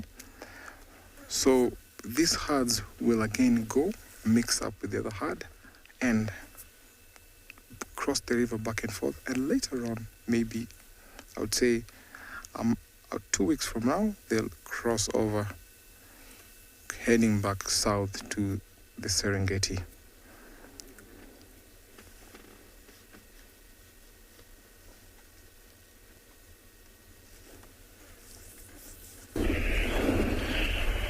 Welcome back, everybody, to andBeyond Phinda, where, I'm not sure if you saw that, but there was a little bit of a flick of a tail now from this cheetah. Relatively full bellies by the looks of things. Every so often there's a twitch of an ear as well. Maybe last night they might have fed on something quite small that would be attracting things like flies that would make them want to twitch their ears and flick their tails. Julian, you're asking why big cats will twitch their ears. For that exact reason. If sometimes they get their head stuck in things that they've just killed, they might get blood on them, and then what gets attracted to that blood rather, and things around their ears are little biting flies that can be quite an irritation, as they are for us. They're the same for them. We're lucky we've got our hands to swat things away with. They, on the other hand, not so lucky. So they use their ears to twitch every now and again. You might see a flick of the tail like we did just now. There we go. There's a little bit more of an ear flick. But just those flies. And as I sit here, I look through my binoculars and I'll probably be able to see one or two of those flies. But I think in wind like this, if a fly took off from its ear, it would probably end up back in the next country, because this wind is quite relentless this afternoon. Still quite hot, that sun, not a cloud in the sky this afternoon. These two just, I think, making the most of the warmer weather and the shady patch that they're in. And maybe only a little bit later when it really starts cooling off. I'd say in the next 20 minutes, half an hour. I haven't seen any more signs of them starting to get active, the grooming or the yawning, as we've been sitting with them for the most part of the afternoon. They're quite content where they are. This one closest to us now nodding off and then slowly lifting his head back up, maybe in the deep or the REM cycle of his sleep. But we were chatting earlier about them resting their necks the way they are. They must have quite strong muscles to hold or prop their heads up like that. I mean, you might every so often see them lying completely flat, but as they are now, it's just a little bit easier for them to, when they wake up, scan the surrounding area. We spoke about that. We spoke about them being the fastest land mammal from everything. I mean, they're just fine-tuned for speed. The whiskers on their faces, very, very short in comparison to things like lion and leopard that you might have seen elsewhere. Tail, which you can't really see at the moment because of this long grass, also very tapered, that it uses as a rudder. And then the claws, which you might be able to see if we have a closer look at that one on the left-hand side. He's lying a little bit further away from us. You'll be able to see their claws. Cheetah don't have those retractable claws like lions or leopards, and those two will just help these cheetah get as much traction as possible to try and catch things.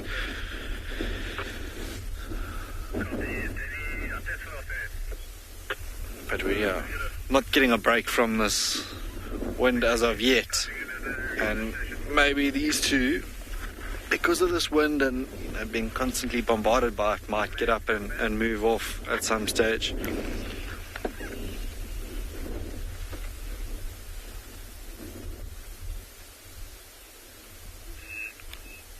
Red? So we've managed to catch up with the second elephant bull that was just further ahead, and he is doing exactly the same as the first one, also mostly feeding on the grass around him. What we've noticed is that there are quite a few small mapani trees scattered around the area that he's feeding in now, and every now and again you can see him pick a few mopani leaves as well. Now this is a nice leaf for them to eat and apparently very high in protein, but if the animals ingest too much of these leaves, it can potentially be toxic to them. Of course he walks in behind the tree.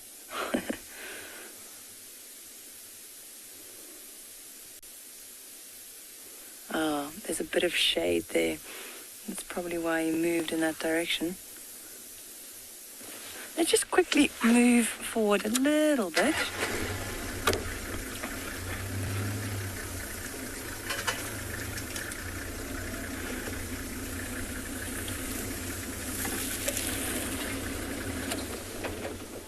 Oh, that's beautiful.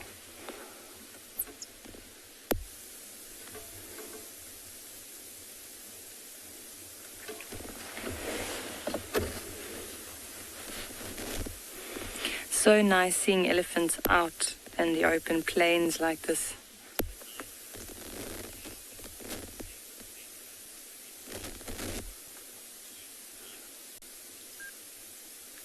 Seize the night. Those tusks will actually keep growing throughout their lives.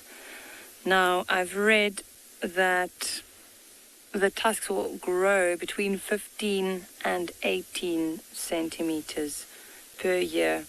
And as they use the tusks, it also wears down. So if you have a look at his tusks there, you can see they're actually quite dirty.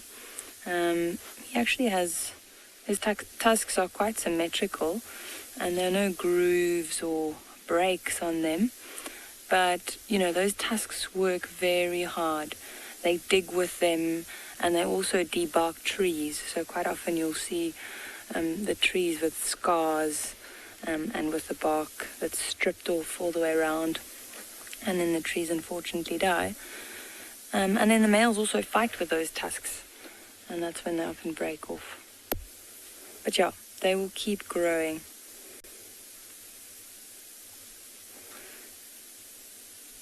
But the only thing he's using at the moment is that trunk of his.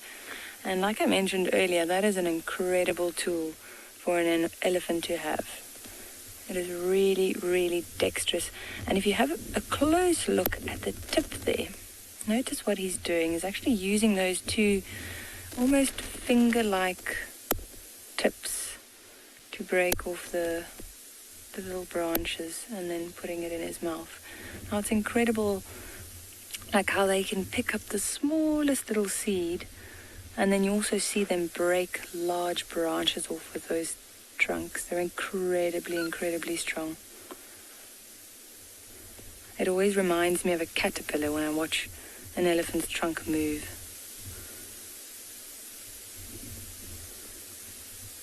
How he's feeling around.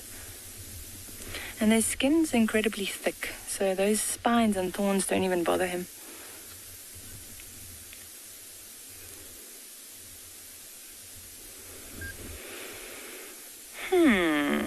Rosalind, what other plants are toxic to elephants? I'd have to go look that one up. With concerns to like this mopani that I mentioned just now, you know, they'd have to eat a lot of it for it to actually affect them. So with anything else, you know, things that are more poisonous to other animals, an elephant would have to eat a lot just because of their digestive systems. They've got really poor digestive systems, and 60% of what they eat actually just goes straight through. So even if it is a toxic plant, they'd have to eat so much of it for it to actually affect them that I think in general they're pretty okay. So maybe if there was a big woodland of only Mopani and that was the only thing available to them, then it might be a bit of a problem. But there is always other things that they can substitute their diet with.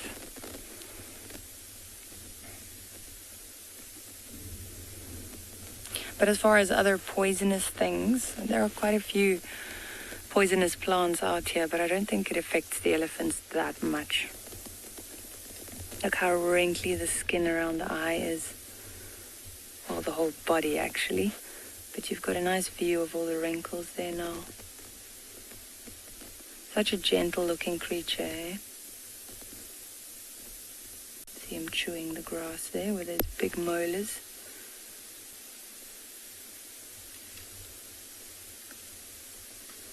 He's still working on that little thorny bush.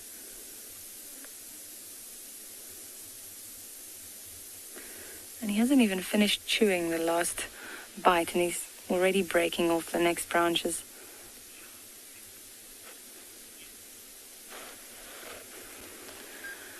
Roger, how thick is an elephant's skin? So as far as I know, it depends on which area you're going through or which area on the elephant it is. But around 3-4 centimeters in some parts. But the ears are incredibly thin, and you can actually see that if you look at the ears from here, really, really thin. So it just depends on where. But yeah, you can, if you look at that up close, you'll actually notice the veins in the ears. So really, really thin around the ears.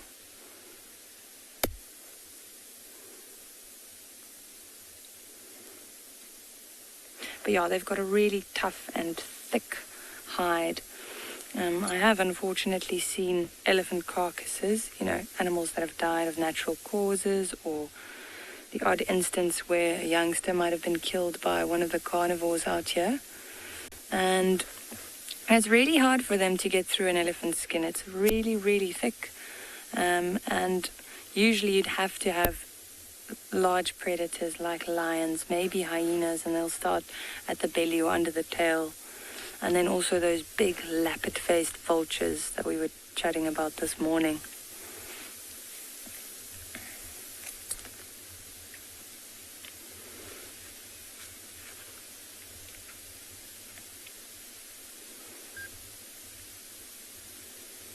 So we're going to sit with him for a little bit longer.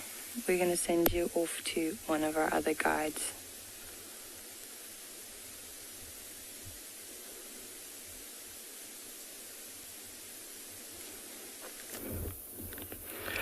All right, we've come across another group of oryx with more young little oryxes. Very young as well. So you can see the one on the right-hand side of the picture is really starting to look like an oryx. The one that's in the middle, that is very young. That's about 2 months of age there.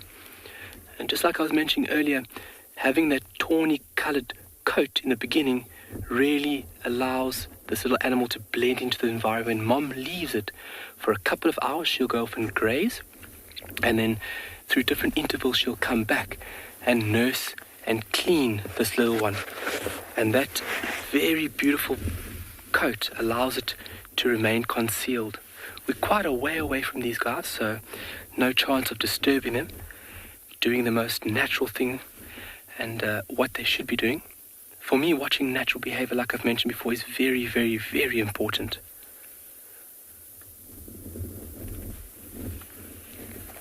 So nice nursery hood. And these guys are nomadic, traveling huge distances. Within a day or a couple of days,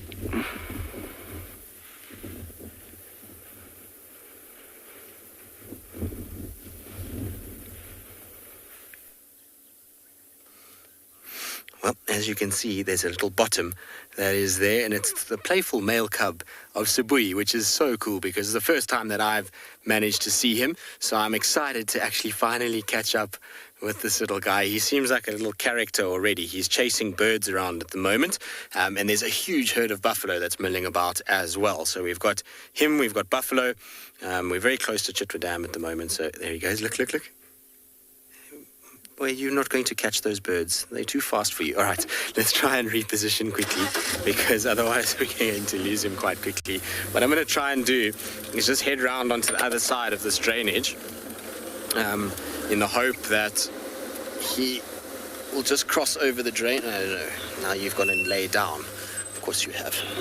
So I'm going to try and just reposition slightly and see if we can't get a better view of him from here. It still seems to be a little bit twitchy when there's a lot of branches broken, and so we're just going to take it a little bit easy with him. And I'll probably stop here. He's just directly in front of us at the moment, and he's now growling at all the birds and squirrels that are shouting at him after he went rushing after them. But you can see he's just kind of moving through there. He's a beautiful little boy. Now, he's about a year old, so he's still growing. I think he's going to follow the buffalo, is what he's going to do. There's a buffalo just in front of him that he's busy following. All right, BK, let's go around. It's going to be much easier for us to go around than it is to be here. And we're going to lose sight of him anyway, and we won't be able to cross that drainage line. Unfortunately, it's quite a steep-sided, eroded bank, so hopefully we'll be able to catch him on the other side. We should do. It's not exactly very difficult. The problem is that the lodge is just on the other side here, so he might slip in to the lodge itself, and that will make life a little bit more tricky. So I'm hoping that he doesn't do that. I'm hoping that he decides to stay on this side of the lodge so that we don't have to worry too much about it going in underneath the lodge fence. Although leopards, as we know, love to do that, particularly young male leopards. It's one of their favorite pastimes is to hang around in a camp. All the young male leopards that I've ever known around Cheetah have done the same thing. Okay, we're going to try and see if we can relocate him. Hopefully he'll come out and maybe he'll even stalk these buffalo.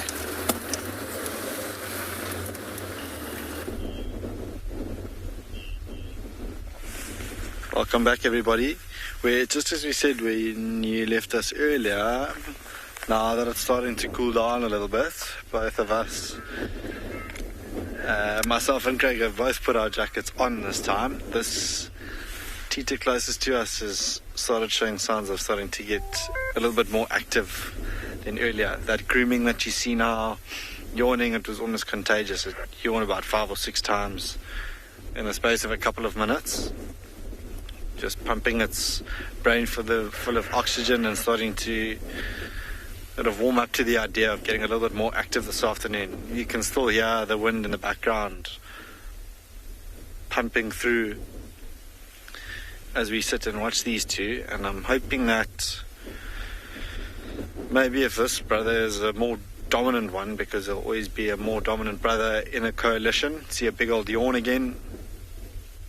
And then you can actually see quite nicely if it yawns again, you can see those carnassial shears right at the back of its mouth where our molars would be, but right at the back for them, that they use as scissors to cut through skin and things like that and pieces of meat. But maybe, and it's often the case where, the dominant brother will get up and start walking and the other will follow. So I'm hoping now that all these signs of him grooming, yawning, will mean that he might just prop himself up first, sit up, have another scan around, make sure the coast is clear, or if there's something maybe that there could be on the menu this afternoon, an impala, something like a Ngala, grey duiker archer, that it could potentially hunt. See if it doesn't yawn again now, this brother closest to us.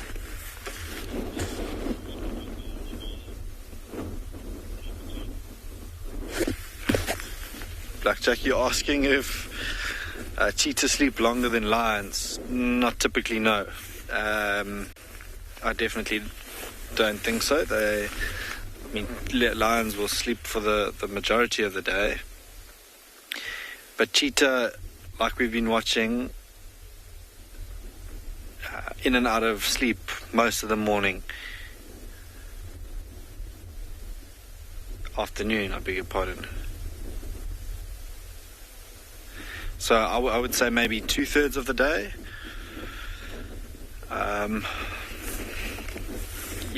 If that, maybe even half the day, because they are diurnal, so most active in the morning and in the evening. Now you can see them starting to wake up properly, but the whole time that we've been with them, they awake, then they fade off again, then they're up again, nod off, and then they, scanning their surroundings. But they're both now starting to show quite a few more signs of getting active this afternoon. So yeah, I'd say if half the day. And you might see when predators like lions, blackjack are moving around at night, that's when cheetah will try and find a clearing where they can see for a long way to rest for the heat of the day or in the evenings.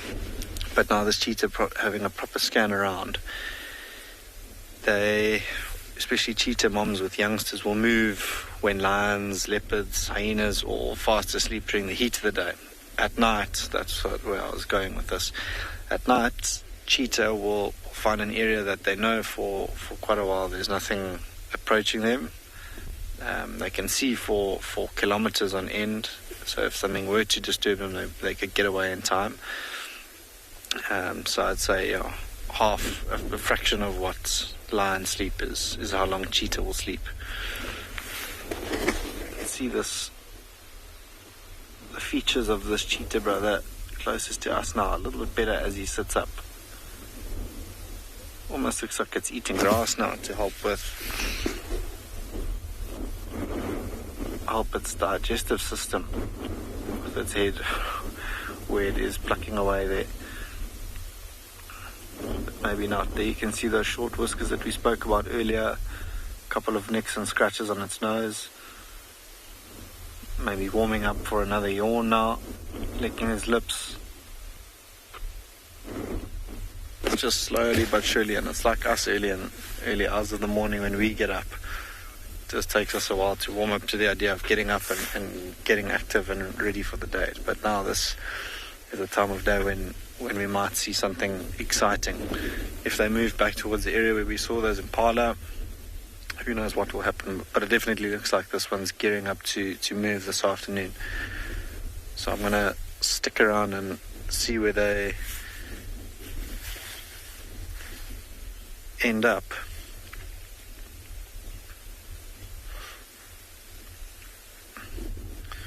Ron 23 asking if these two brothers will stay together for life. They will indeed stick together for life. Them, as do male lions, stick together. They form coalitions like you see here, these two, and well, obviously it's easier for them to dominate a territory. There's safety in numbers. They can help each other when it comes to hunting. So yes, they will stick together for the rest of their lives. But maybe when it comes to mating, and very little is known about the mating habits of cheetah. But when it comes to like I said, they won't be far from one another. But the dominant male will be with the female, and then the other will be quite close by. But yes, Ron 23, they do stick together for life. And they'll leave mom at about 18 months to 2 years old, probably closer to 2. And then the males will stick together there. If there are females in the litter, they too will stick together for maybe a couple of months before they go their own way and look to start families of their own.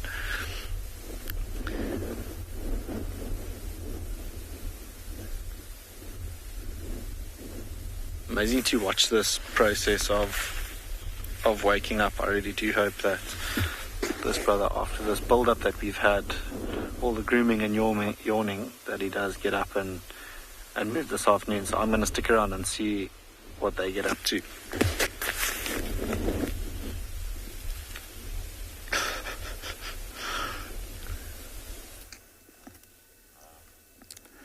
It's always nice seeing cheetahs, and especially two brothers, when they coordinate and try to hunt something. Now, I've been driving for about 20 or 25 minutes, and all this space is wildebeest, wildebeest, wildebeest. You can hear them snorting, some of them are ratting, and this is the rat season where some of them are all mating. You can hear zebras calling. Those are the stallions, especially when they are chasing away the other stallions. Now we're cutting across this savanna because earlier this morning we had the Olololo Pride who tried to hunt, but they failed 2 times. So the failed attempts, maybe they might be lucky this evening.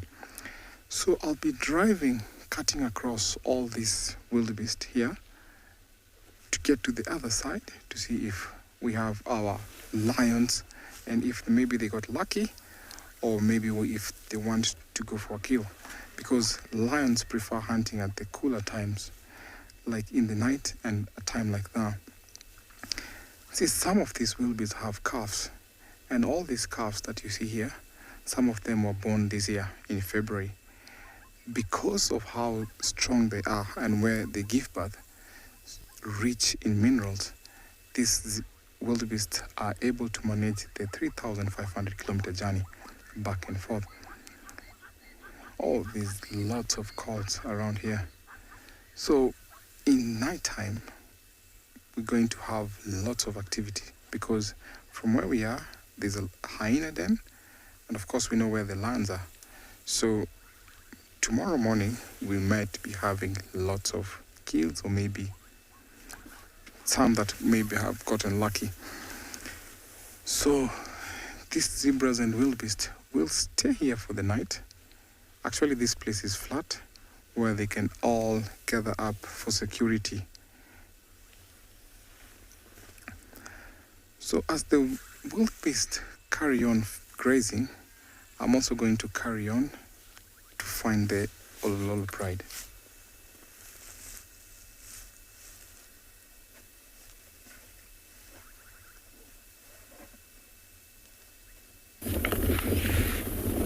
The wonderful pale chanting goshawk and a yellow canary in frame as well.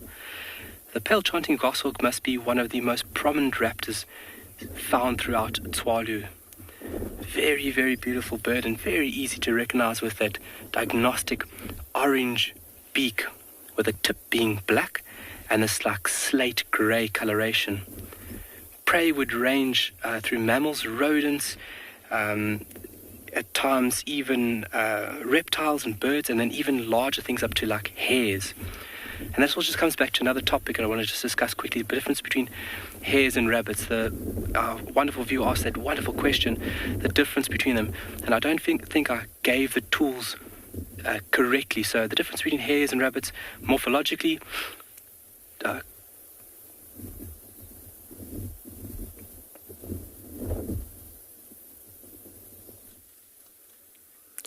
Well, our naughty little boy is making buffalo have the worst afternoon ever. He's chasing them all over, and it's because there's a single buffalo that's got a serious wound from what looks like where lions have grabbed it on the back, and so it's bleeding profusely, and he's toying with them. He keeps following them around, and it's causing much panic with these buffalo at the moment. It's been quite entertaining just to watch him because he's such a small little boy. He theoretically should not be giving the buffalo any sort of problems, but you know, buffalo being buffalo, sometimes they're not sure. BK, let's go a little bit closer because he's drinking now. So the buffalo have run off behind me, but I'm pretty sure that he is going to head straight towards where they are. So as long as we just kind of stay fairly sort of close on the side, I'm pretty sure he's going to follow the buffalo. I see them kind of already gone up towards the dam at this stage. So cool to watch. Absolutely love it. And I was saying, now it's so good to be back behind Chitwa Dam wall with the leopard again. It's been so long since I was last year with the leopard. This used to be the haunt of Hosanna and Tamba. We used to find them here regularly, and we haven't really been driving here much because, well, there hasn't been a lot of leopard activity. So it's really cool to be with the young male leopard again and his antics behind a dam wall. So I'm having the best afternoon with this little guy. He's super cool. Still a little bit nervy. He's not 100% with the vehicles just yet. He kind of twitches and looks at you every now and then, and he's not as kind of relaxed as what Tamba and Hosanna were, but he's getting there. I mean, he's obviously spending more time on his own now from the reports that I've heard. Even though it's the first time I've seen him, you hear a lot about him.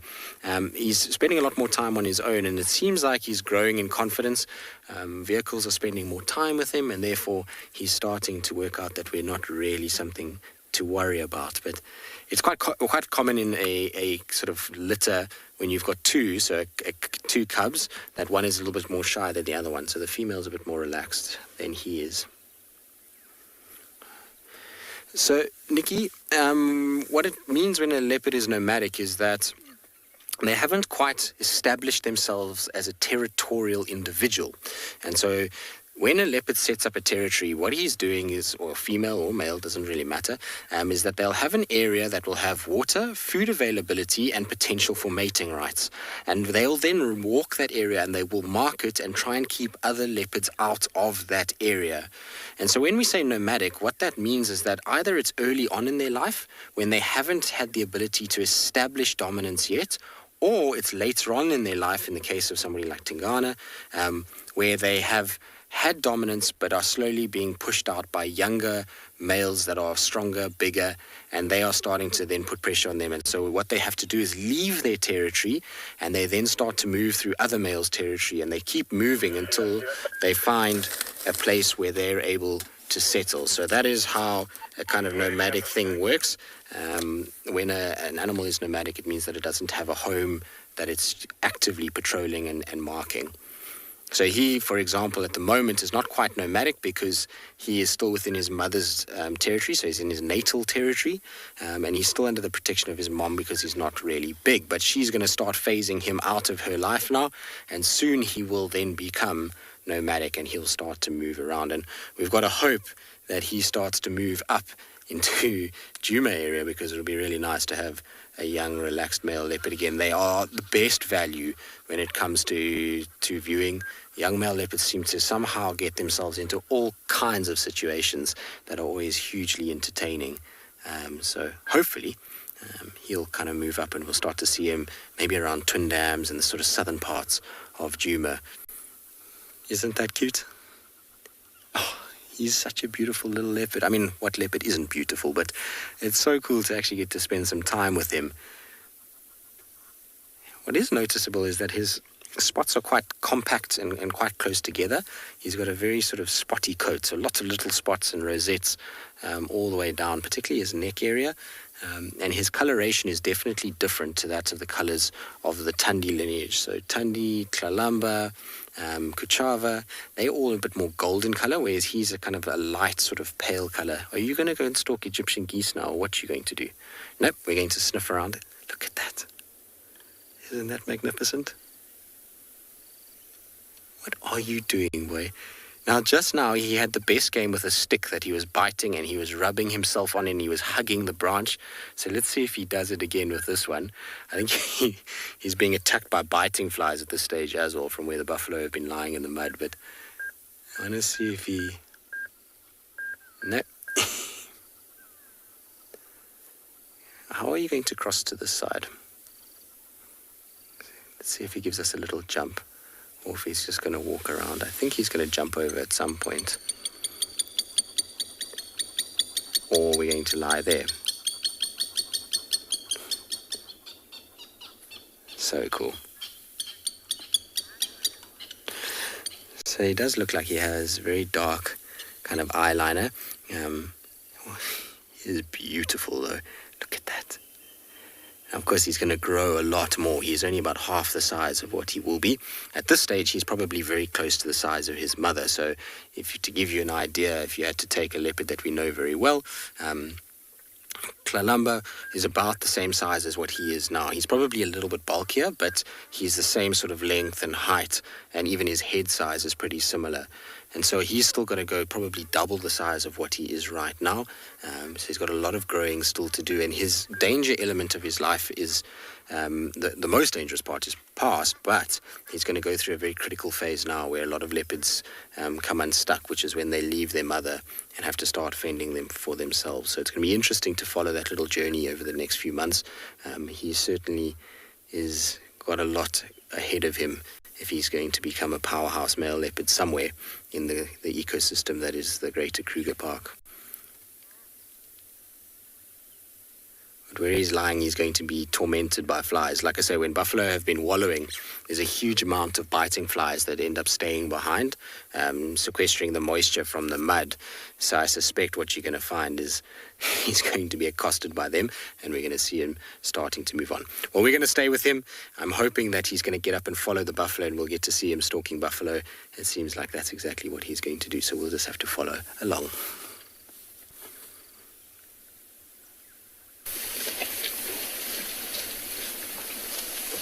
And that will be the cutest little bottom that you see for the rest of your game drive.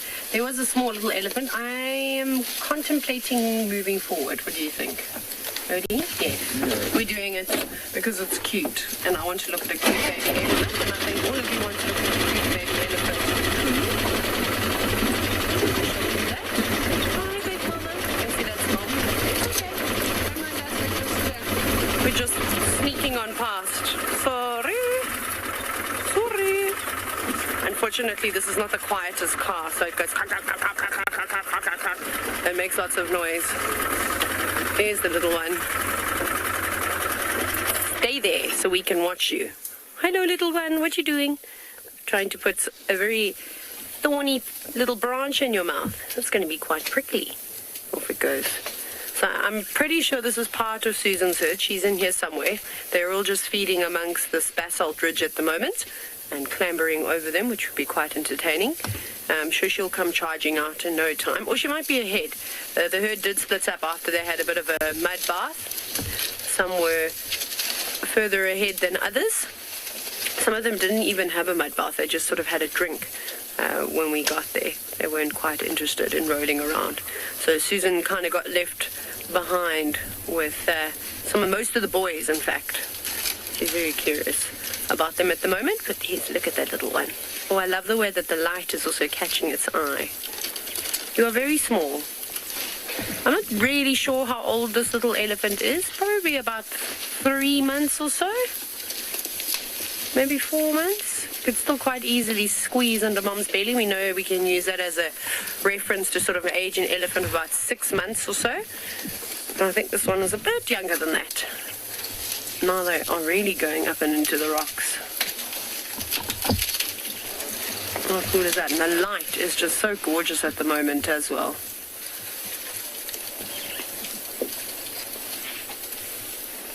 I would love to be sitting up on top of one of these big boulders and just watching them from above.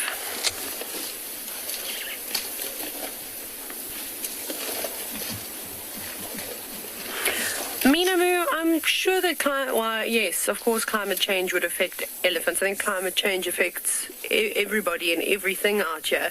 With the temperatures rising, I'm not sure what effect that's going to have on the weather systems here in Africa. Obviously, we're quite prone to droughts and things like that, and we had one that lasted for a couple of years, which really, really wasn't good. So if we get something like that happening again and too soon, it could be a bit devastating to the environment, because I don't think that the bush has quite recovered just yet. It's better, and if we get big rain this year, then I think we will be back to where we were. So I definitely think so. I think it'll affect, obviously, with there being water around, and then the food availability for that. And with animals not being able to move around freely like they used to, and travel, many, many kilometers and move, into new areas to feed. Remember, there was migrations that were done from Angola all the way to Mozambique by elephants. Now, they can't do that anymore. So if we get to the point where there's just no food and no water available for them, where are they going to go? There's nowhere for these animals to go. So I think that's one of the biggest things, is that if something like that does happen and does affect these animals is that where can they go to get their food with their migratory routes being stopped. In terms of it getting hotter and hotter, I think elephants are lucky in the way that they're able to cool themselves down, so that's not going to, I don't think, bother them too much. They're quite accustomed to dealing with exceptional temperatures. But of course that becomes a bit of a problem if there isn't enough water around. Remember, elephants will drink water. Of course, they need about 100 liters or so a day, but they also need water to toss over themselves to help cool themselves down too. That's very, very important. And I think I was telling you a little while ago, like for example, elephants in Namibia need to utilize water more regularly to cool themselves down by covering their bodies with it. There's a little elephant sneaking out in front, more so than the elephants in South Africa. So I think these things would all come into play. You know, where are you going? Also got a stick and just crossing the road in front of us. I'd like to see where the rest of the herd is. It'd be quite cool to see them navigating in between the rocks. So I think that's exactly what I'm going to do, is I'm just going to reposition slightly to see if we can find the rest of the herd.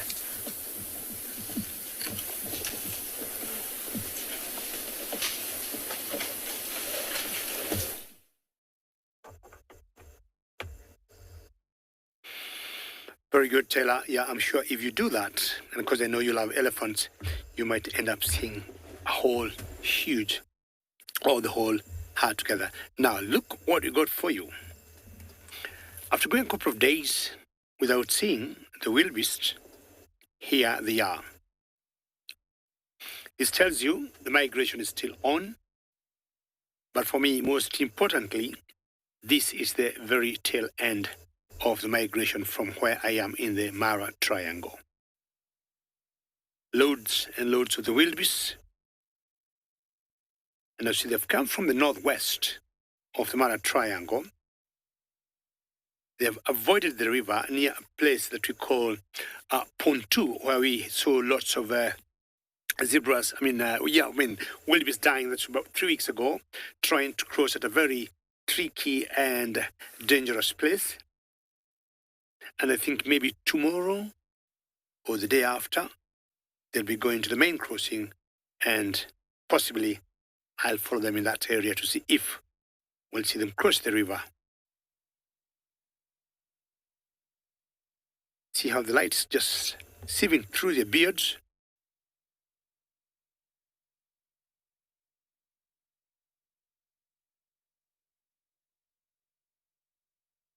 Daniel, you're asking how many wildebeest exist. We think total migration is about 1.8 million animals, Daniel. And the wildebeest alone, the current estimates that we have been given by the people who follow them, let's say on a daily basis, is 1.2 million. So the rest, maybe 500,000 or so, would be zebras, and then a couple of hundreds or thousands of elands and a few tommies. But we think the wildebeest currently are about 1.2 million animals. Huge number by any standard, Daniel. Always a pleasure to hear from you, Daniel, in terms of you sending questions or comments. And should anybody else, you're more than welcome to do the same like Daniel. Hashtag WildEarth on Twitter, or at FC in the comment section of the YouTube chat channels. There's Thompson Gazelle there, and they always tag along with these animals during the migration. Very low temperatures and good light. Currently, you'll find these animals are enjoying the last bites of grass before it gets dark. And chances are they'll just slow down and wait for the daybreak tomorrow. I'll spend a few more minutes with them here as we take you to another live location.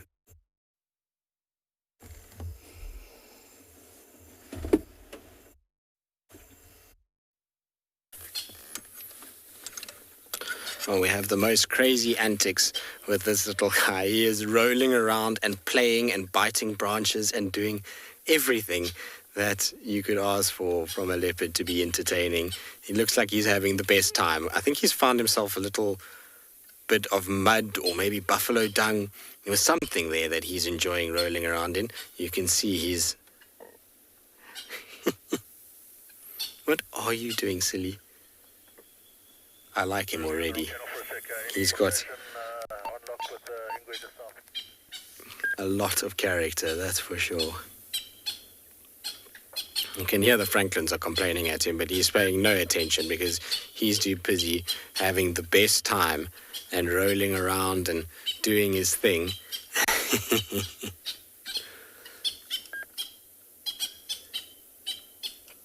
Franklins, he's not chasing you. Leave him alone. Shame.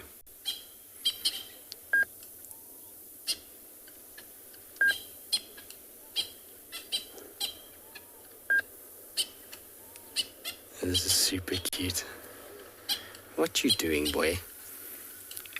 He's gotten himself into like a little thicket that he seems to like. He kind of came out of it and then went back in and came out and back in again. So he seemingly is quite happy where he is. He's enjoying his little spot under the tree. Now, the reason why a lot of leopards like this particular section, particularly young leopards, is that there's a lot of water behind the dam wall. There's also a lot of prey animals that come down to this area, especially at this time of the year.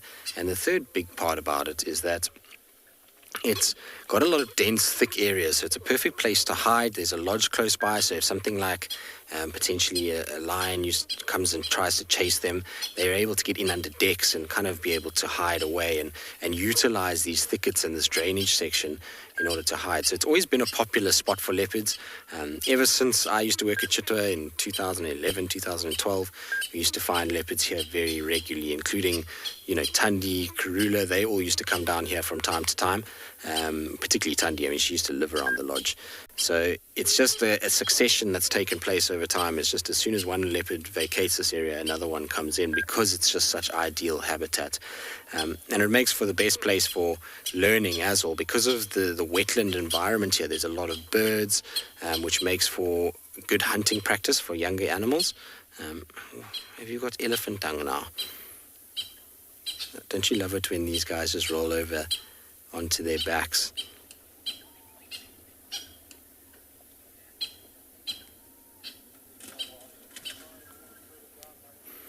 For sure, Nancy is enjoying life while he's still a teenager because, well, there's no other time that you're going to be able to enjoy life like this. When you're young, you don't have too many worries. At the moment, his dad, if it is Mulawati, doesn't really see him as a threat. And I mean, he looks very similar to Mulawati, and we can't really think of any other males that could potentially be the father. So you find a situation where because he's, under the protection of his dad, his mom is still around, he's still getting the odd kill from his mom. It allows him an ability to be able to have a youthful exuberance and play and, learn and do all of these things. As soon as he's out of his mom's kind of care and he starts to become more fully grown, his dad will start to see him as a threat, and then the relationship starts to change and life becomes a lot more serious then, because he has to then be pushed out of his natal territory. He's got to try and find an area of his own. He's going to come across male leopards that don't know him, that potentially going to chase him around. He's going to come across prides of lions, hyenas, all of these kinds of things, and areas that he doesn't know. So if he's going to have youthful antics, it's now is the time to do it. You can't chase the Franklins, you silly boy. It's not going to mean he's going to not try. The looks of things, he's going to try and go up into the tree itself. What are you doing? I suppose he's getting frustrated in a way with the Franklin shouting at him. He hasn't quite learned yet that his tail needs to go up to stop being shouted at.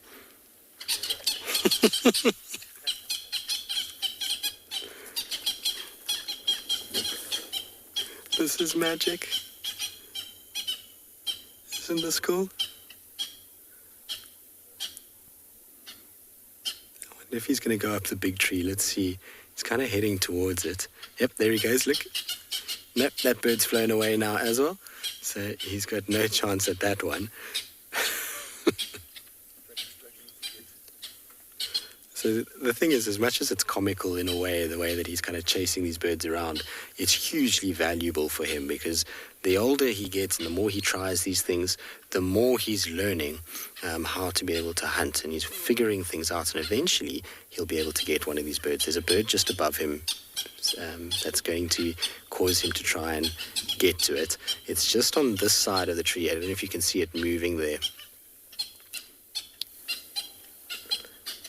I wonder if he's going to try go into those branches. The bird's very clever. It's sitting right on the periphery of the tree, on the smallest, tiniest little branch, and I don't think he's going to be able to go up there. Those branches I don't think will hold his weight even now, but he's trying to figure it out. You can see he's kind of looking around a little bit and checking to see, how am I going to go about this to get to this francolin.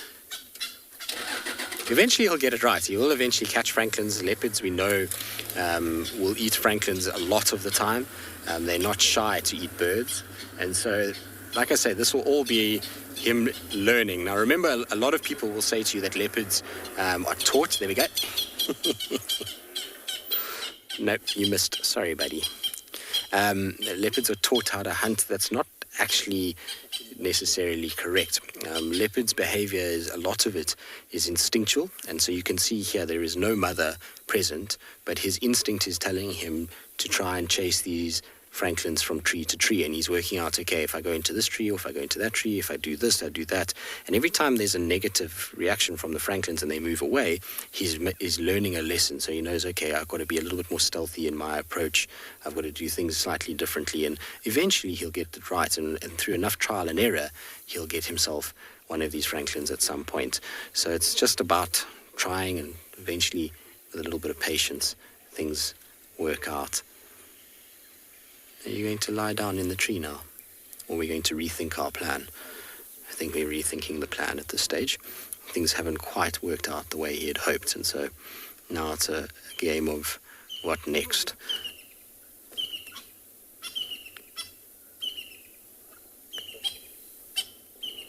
Very cool.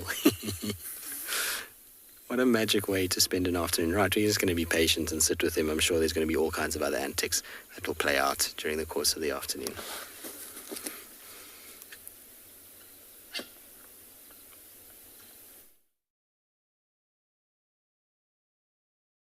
Leopards can be playful, and I'm trying to imagine watching leopards playing in a sunset, like what I got here.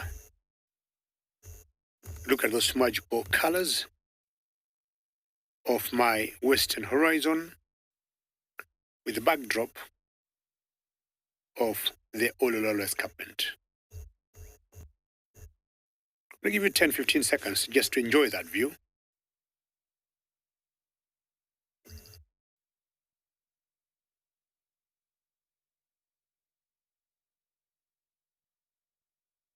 But at the same time, if you look very carefully, bottom right of your screen, you can see some pups that are coming up on that termite mound.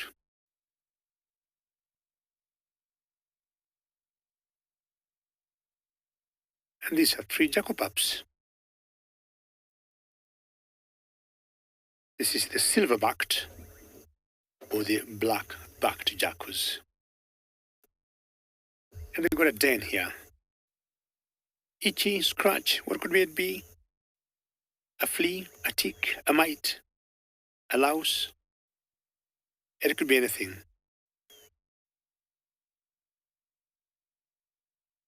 The two above, I've noticed they're always very close to each other, as much as all the 3 are siblings. And jackals will get anything from 1 to 9 pups in a litter. This one here got these 3 pups. The 2 little sleepy, snoozy.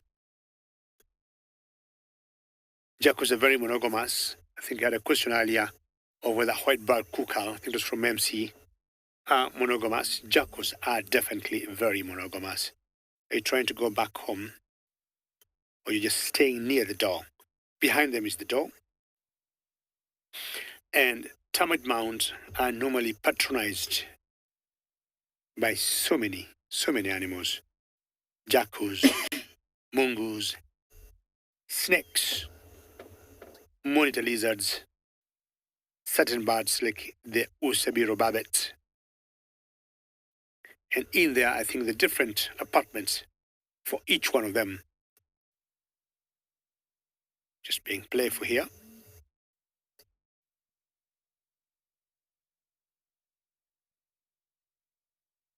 So the mother sometimes, or the parents, will leave them for quite some time for the better part of the day. Go feed them, and I'm sure they always left very clear instructions.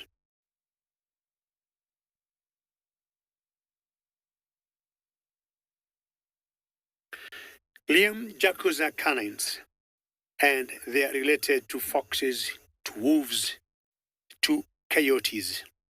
And Liam, apparently, until recently, we have always thought we got 3 species of jackals in Africa. Now this one here, and there's another one that we used to call the golden jackal and the side striped jackal. But I've seen some research has been done by the IUCN, and they have found out what we used to call the golden jackal.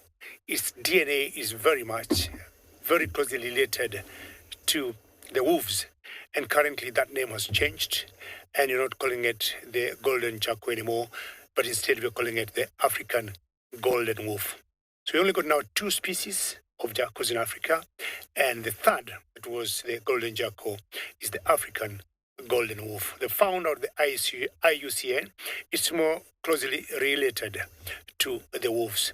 So let's say looking at our pups here, out there, and that would mean then in Africa, apart from now that new classified African golden wolf, north of Kenya we have a country called Ethiopia, and that's the only wolves that I knew before that we call the Ethiopian wolves. Currently now then we got 2 species. One of the pups have gone right into the den, been left 2, and was very grateful to a friend of mine who helped me out with that new research that the golden jackal is not a jackal anymore, but it's a wolf. In the Mara we see more of the black-backed jackals, what we have there, and once in a while, when you're lucky, we shall see the side-strapped jackal, which has a little bit of a bushy tail, rather big size compared to these ones here. And I just want to let these pups enjoy the evening, as I'm sure you'll be taken to another colleague of mine.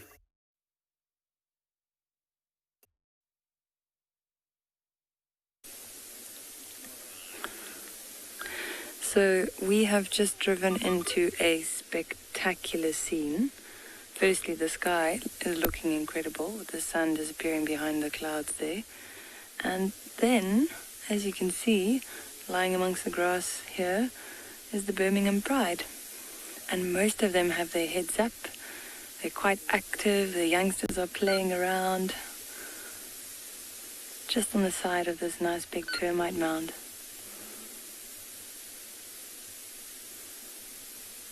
There's one of the big males sleeping in front of that female that's looking up, one of the Ross males.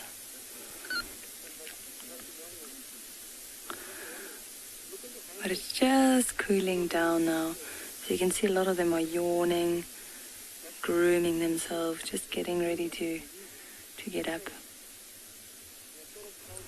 Now, we had them yesterday morning with that buffalo carcass that they finished.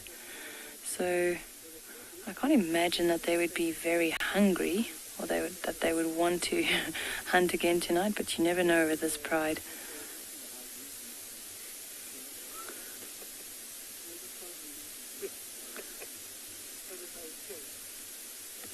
A few of them are still passed out. Cubs playing on the termite mound there. I don't know if you can get that hurt.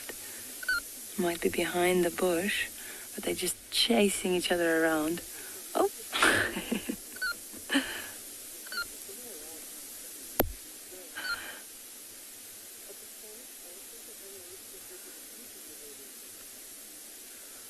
some of the adults also getting up now. What a beautiful scene. So notice how they just blend into the grass. If you look at this shot when we go out and we start wide, the only thing you can really see in the grass are those black spots, the markings behind the ears. Otherwise, they just blend in.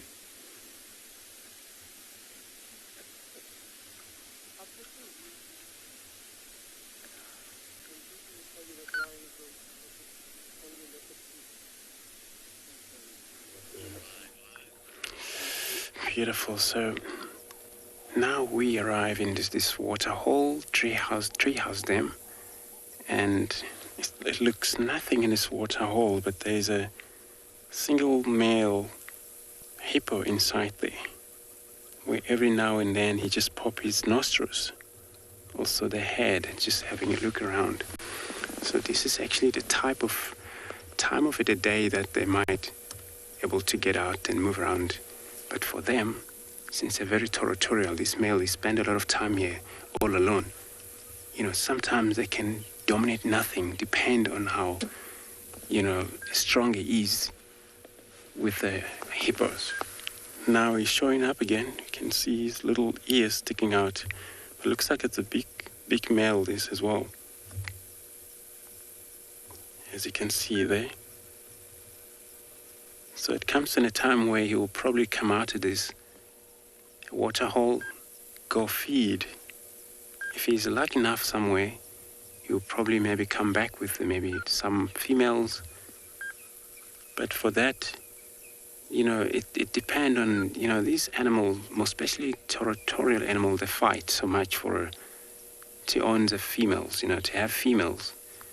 Now for him being here, it's safer because it's not much of a challenge. But if he has to challenge another male, which means for him he needs to move from here to get into another water hole where there's a lot of females and they're dominated by one of the male there, and that's where the fight starts from. And of course, usually fight, it's very strong fight. Can the whole day for such an animal, then it just can't stop fighting the whole day there. Well, I'm gonna leave him here and then carry on, look around for anything else.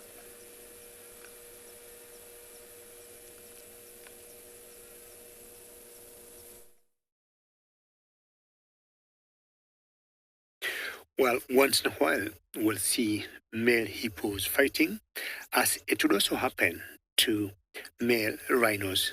And in general, all these animals will fight for territorial reasons.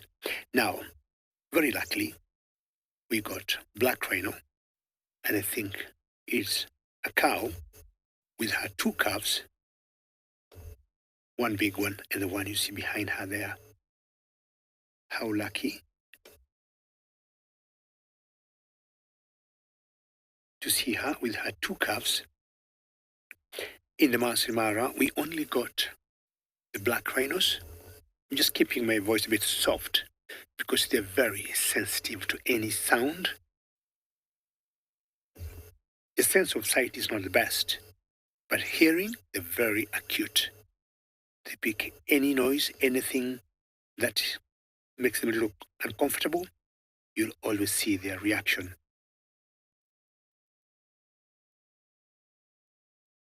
They basically browse us, black rhinos, and they'll just be picking plants as they move and got no business with the grass. See, the mother's a bit light in color, unlike the calves. That bush, most likely she is feeding on, could be the caper's bush, and they love it. I'm sure they get lots of minerals or some sort of nutrients from them. Maybe calcium, maybe phosphorus. I've always wondered, as much as the browsers, do they ever pick pieces and bits of grass as they feed? I'll not be surprised. I mean, they're herbivores. And just like the white rhinos also, as much as they're grazers, they pick some leaves and twigs here and there. but maybe not much. Of course, one of the big differences between these two species here is the shape of the mouth. The rhinos, or the black rhinos, have what you call prehensile or triangular shaped mouth to be able to work as lips, or like forceps, what you'd use to grab something. Like the giraffes would use their tongues or their lips. That's how the black rhinos are designed for the mouth. While the white have like square-shaped mouth, designed just like the hippos to be able to graze and feed on grass. Always slightly smaller, the black rhinos compared to the white rhinos, and they may weigh much less. And it's a Maasai giraffe, not very far from that rhino there. And I'm sure she knows, or they know, that's another animal there. Unlike if it was a human being, you could see her reaction would be very different. They become sometimes super sensitive when they have young ones. And I think seeing the jackal pups a few minutes ago and seeing a black rhino and two calves have made my sunset drive. Well, I'll be taking you to another location.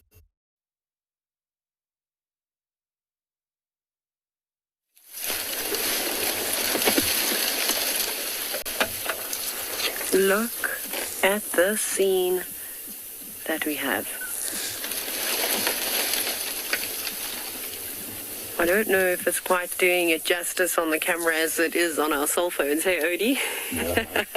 The colors that are popping.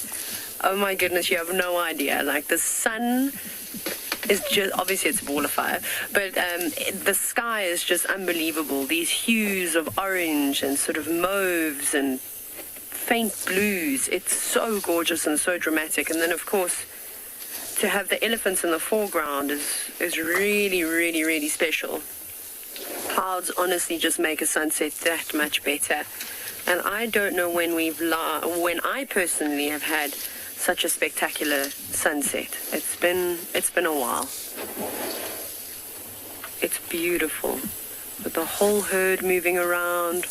I wish that they would have climbed up to our higher spot sooner. We might still try and get some silhouetted elephants.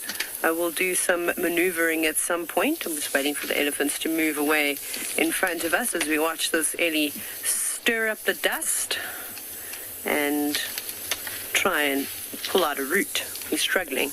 Although there was another elephant bull that was doing most of the work for him. He shoved him out of the way and said, "Thank you very much, I'll take it from here." And I was reaping the rewards. Oh, he's just absolutely loving that. Chomping down on it. Goodness gracious, this is a beautiful scene. I don't know, would you like to rate my sunset? Maybe you can. Hashtag WildEarth. Let us know what you think.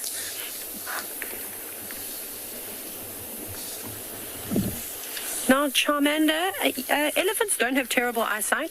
I mean, I've never been an elephant and never looked through their eyes before, so this is just hearsay. But supposedly elephants see very similar to how we as humans see, obviously in just shades of black and grey. Not beautiful, wonderful colours that we are able to pick out. And so they don't see terribly, but they do rely on their other senses. I suppose they use a combination of their senses. They use their hearing, their sense of smell, which is just out of this world, and then of course their eyesight. So if they thought that they saw something, you might find that they stop and stand still and listen, see if they can hear if whatever they saw was moving. And if they can't do that, then they probably also take a deep breath and go, maybe I can smell what it is. Anyways, here's a young elephant, little bull, who supposedly doesn't need his mom nearby. He's very young still, and the females have all moved quite far away. He's too cool. He's hanging out with the big boys now. Oh, it's not, is it a little? No, it is a little bull. Sorry, for a minute I thought, oh, that head looks a bit sharp. But then I just double-checked. It is a little bull. You can see there's another vehicle also here enjoying the sighting with us. I'm so thankful that there are some guests on safari to witness this. Of course, you're also all guests and you're watching this too. Very lucky. I would, OD, it's going to be so good. So I think what we're going to do now is we're going to race around to the top, get in front of the elephants, and maybe we'll get a little silhouette.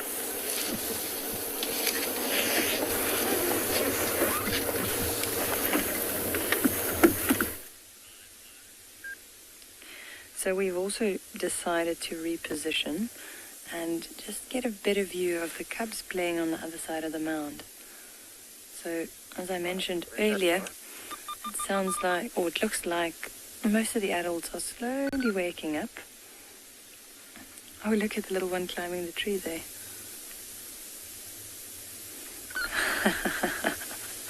They are so playful. And the sun is just setting behind him. Look at that.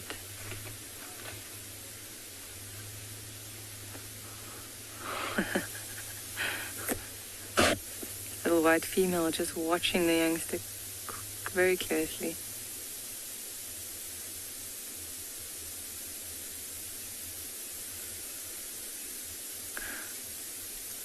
Right, looks like a bunch of the adults have actually gotten up and they are moving away from this area. Cleo, how many white lions are in this pride? So at the moment we have 2. So the one that you just saw, you can just see on the left-hand side of the screen there. And then there's an older male. He's almost 2 years old. So just the 2 of them. A few years before that male was born, we actually had more white lions on Ngala, 3 cubs. But new males moved into the pride and they unfortunately killed them. And we're very happy that these 2 now have made it this far. But currently there are 3 wild white lions, so ones that haven't been reintroduced or taken into these wilderness areas. And yeah, you're looking at one on the screen now, and then her other sibling, the other male. And then there is another one that was born at Singita, and he's much older.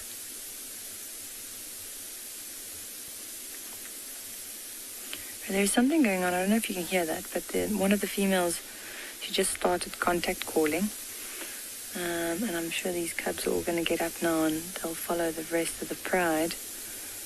I'm not sure where they're heading.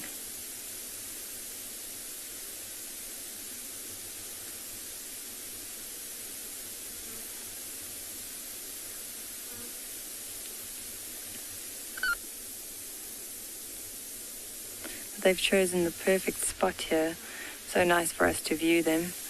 And on this termite mound, all the grass is flattened around here.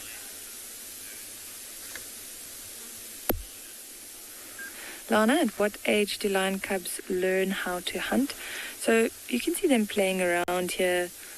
Well, that one's got a stick now, wrestling each other to the ground like that white one just did, climbing the tree. So this is all helping them and preparing them for one day when they have to hunt with the pride, or even if they have to hunt by themselves. But I would say only at around a year, they can actually, let's say around 2 years, they'd be proper hunters. So these males, the males will leave the pride between 2 and 3 years of age. And then they kind of have to look after themselves. They have to hunt for themselves. So then they need to be proficient.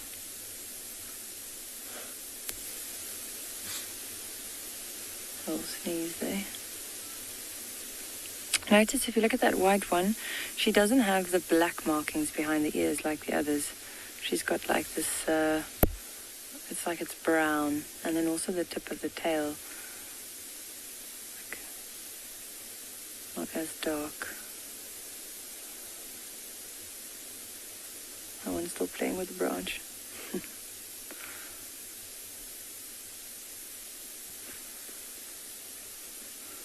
And the young little one's also getting involved now. So there's about a year gap between the youngsters you can see on the screen now. So the one furthest to the right is about 5 months old, and then the others next to it, like I said, about 1.5 years, a year and 5 months actually.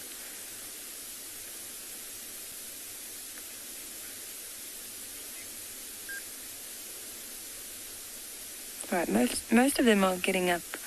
We'll follow them and see where they're heading.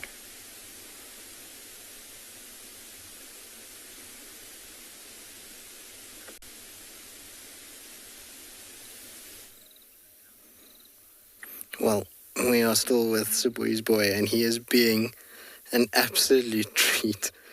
He's been messing about with a monitor lizard, but couldn't get to it because of all the brush packing on the damn wall. Now he's trying to eat flies. He's just being as cute as one could ever ask for, and is giving us the best show this afternoon, that's for sure. It's been amazing to spend time with him. I've been in my absolute element, that's for sure. Now he's going back down again in order to try and see. He's such a clown because the thatch that he's walking on, which has been laid there for the brush packing, hides the holes. So you can't actually see where he's walking. So he keeps falling into little holes and messing about and then tripping and then going after flies, going after lizards, doing all kinds of nonsense. So I'm going to try and just go forward a little bit. It's difficult to view him like this because he's down, up, down, up, down, up. But we'll try and just go slowly. I don't want to give him a fright by being on top of him. Interestingly enough, though, just now, he came and he was right next to the car and he was almost just watching us. Hello, boy, what you doing? Did we catch you messing about with the thatch? Look at that face. Is that not the face of a naughty boy? What you doing? That is trouble right there. I wonder if there's things that are inside the thatch that he likes to mess around with. So like, things like little mice or lizards or, random animals that are using the thatch as a home. And so when he comes here, there's just too much for him to look for. The other thing about thatch is that it's actually quite warm. It's insulating. And so I suppose lying on it is not only soft, but fairly warm too. Now you're going back down the hill again. We've just come from there. But he seems to be on his own little mission today. All right, let's go around. BK is making your life hard work today. He's all over the place. He's now gone back to where we came from. Okay, well, we'll try and catch up with him. Cute, though. Sure. Missed the antics of a young male leopard. It's been too long without this kind of shenanigans. And little Tlalamba, she's so serious now, and obviously we haven't been seeing much of Tandi's little son, so it's been a bit of a young leopard drought in many respects, and particularly boys of this age, there's something about them that is just the best viewing and fun to follow. So I'm thoroughly enjoying my afternoon, that's for sure. Now, where has he gone? I last saw him walking down here. I know just now he was chasing Franklin's down here. All right, well, I've got to try and find him again. He seems to have vanished on us, so hopefully he hasn't gone too far.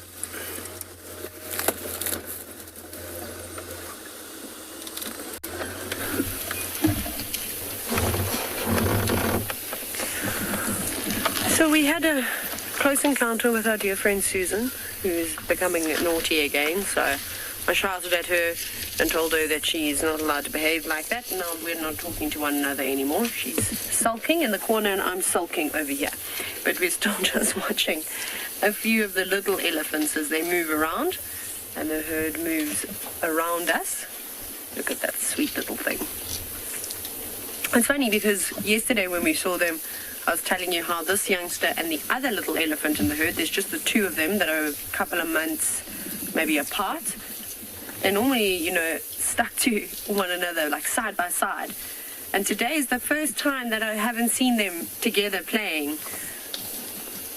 It's interesting. It's starting to get a little bit dark now, so the light is, of course, fading. We're just enjoying all the elephants and the sounds.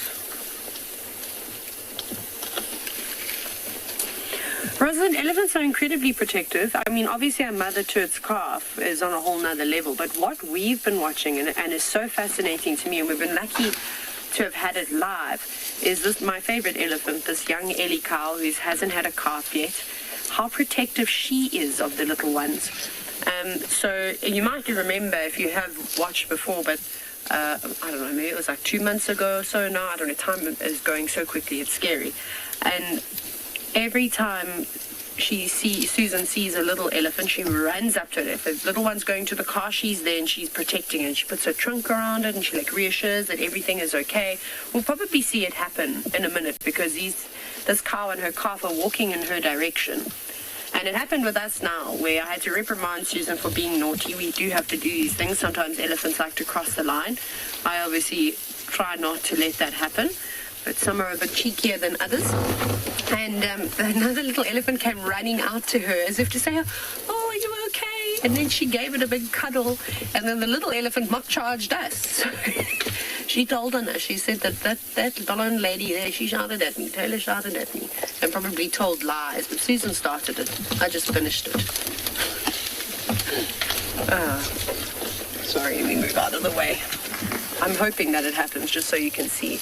But when there is trouble in the herd, it's quite spectacular to see how they're all bound together, and they will support one another no matter what. So if one picks up, say, the scent of a predator and it happens to be close by and it causes a stir, even if the others don't know what's going on, they automatically form this incredible protective circle, and all the little ones will just be safely amongst all the adults.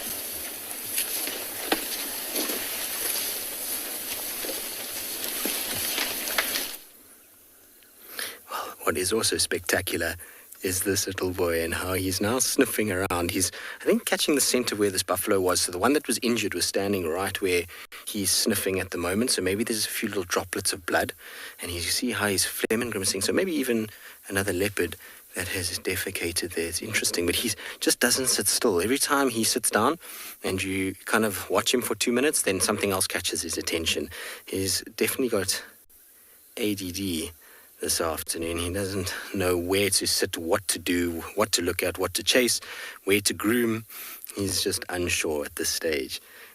What is good, though, is that it's been really interesting watching his behavior over the afternoon towards us as a vehicle. So initially, when we first arrived, a little unsure, a little bit like, not really that fond of this big thing with an aerial that sticks up off the back of the car.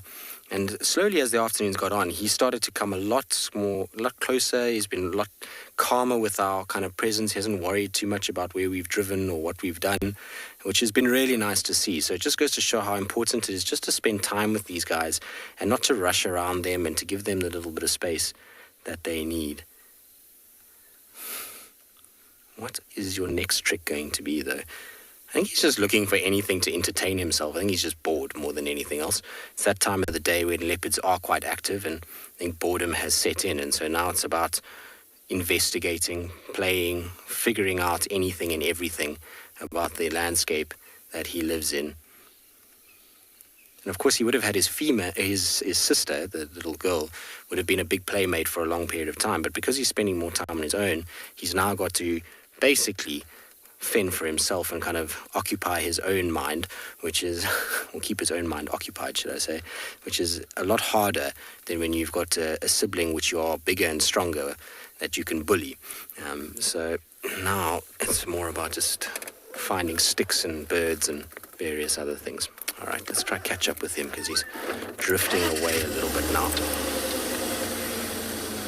Okay, well, hopefully he's not going to go too much further that way because there's a lot of water there and we won't be able to head in that direction, but we'll try and keep up for as long as we can because the show has just been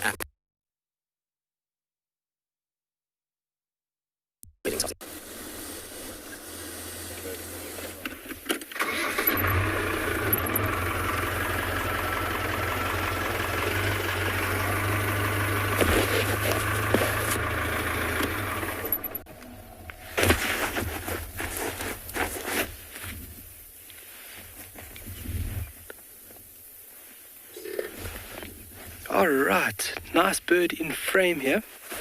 The wonderful sharp call from this bird actually got our attention, and I slammed on the brakes, almost chucking David off, but he's still here, all limbs, I think. Yeah, all still here. Red-crested Koran, Korhaan, really beautiful bird.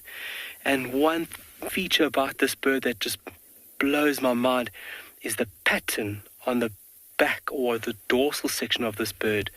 Look at that intricate pattern. That allows this bird just to blend in with the grassy environment, obviously spending a lot of time on the ground. And it looks like it's picking off insects from this flowering boskia or shepherd's tree. Very beautiful tree in this area, and we will take a look at it further down the line. But myself and David are really trying to locate a spot. I mentioned in the very beginning that these birds display from a loose leak system. Forget about that. They display from very prominent sites. So a male will have a specific site that he displays from, and they're starting to call every day more and more. And we're trying to locate a spot where we can put down roots, and myself and David hopefully are going to catch this bird in display. Remarkable display. I've mentioned before the rocket display, and this is the action at which this bird would do to impress the ladies. They also refer to as the suicide display. The bird flying vertically 20 to 30 meters up in the air, and as it reaches its peak, it rolls to its back and falls to the floor just before hitting the ground, opening up the wings.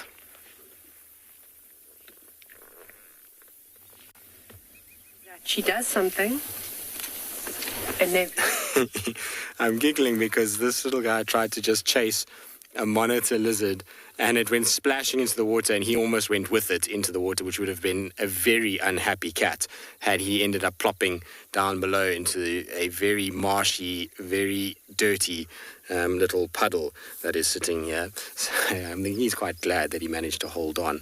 But you see, he's trying to work out where to go from here now. How does he get down to where these monitors are going? But unfortunately, you're not aquatic, which means that you're not going to be able to go in.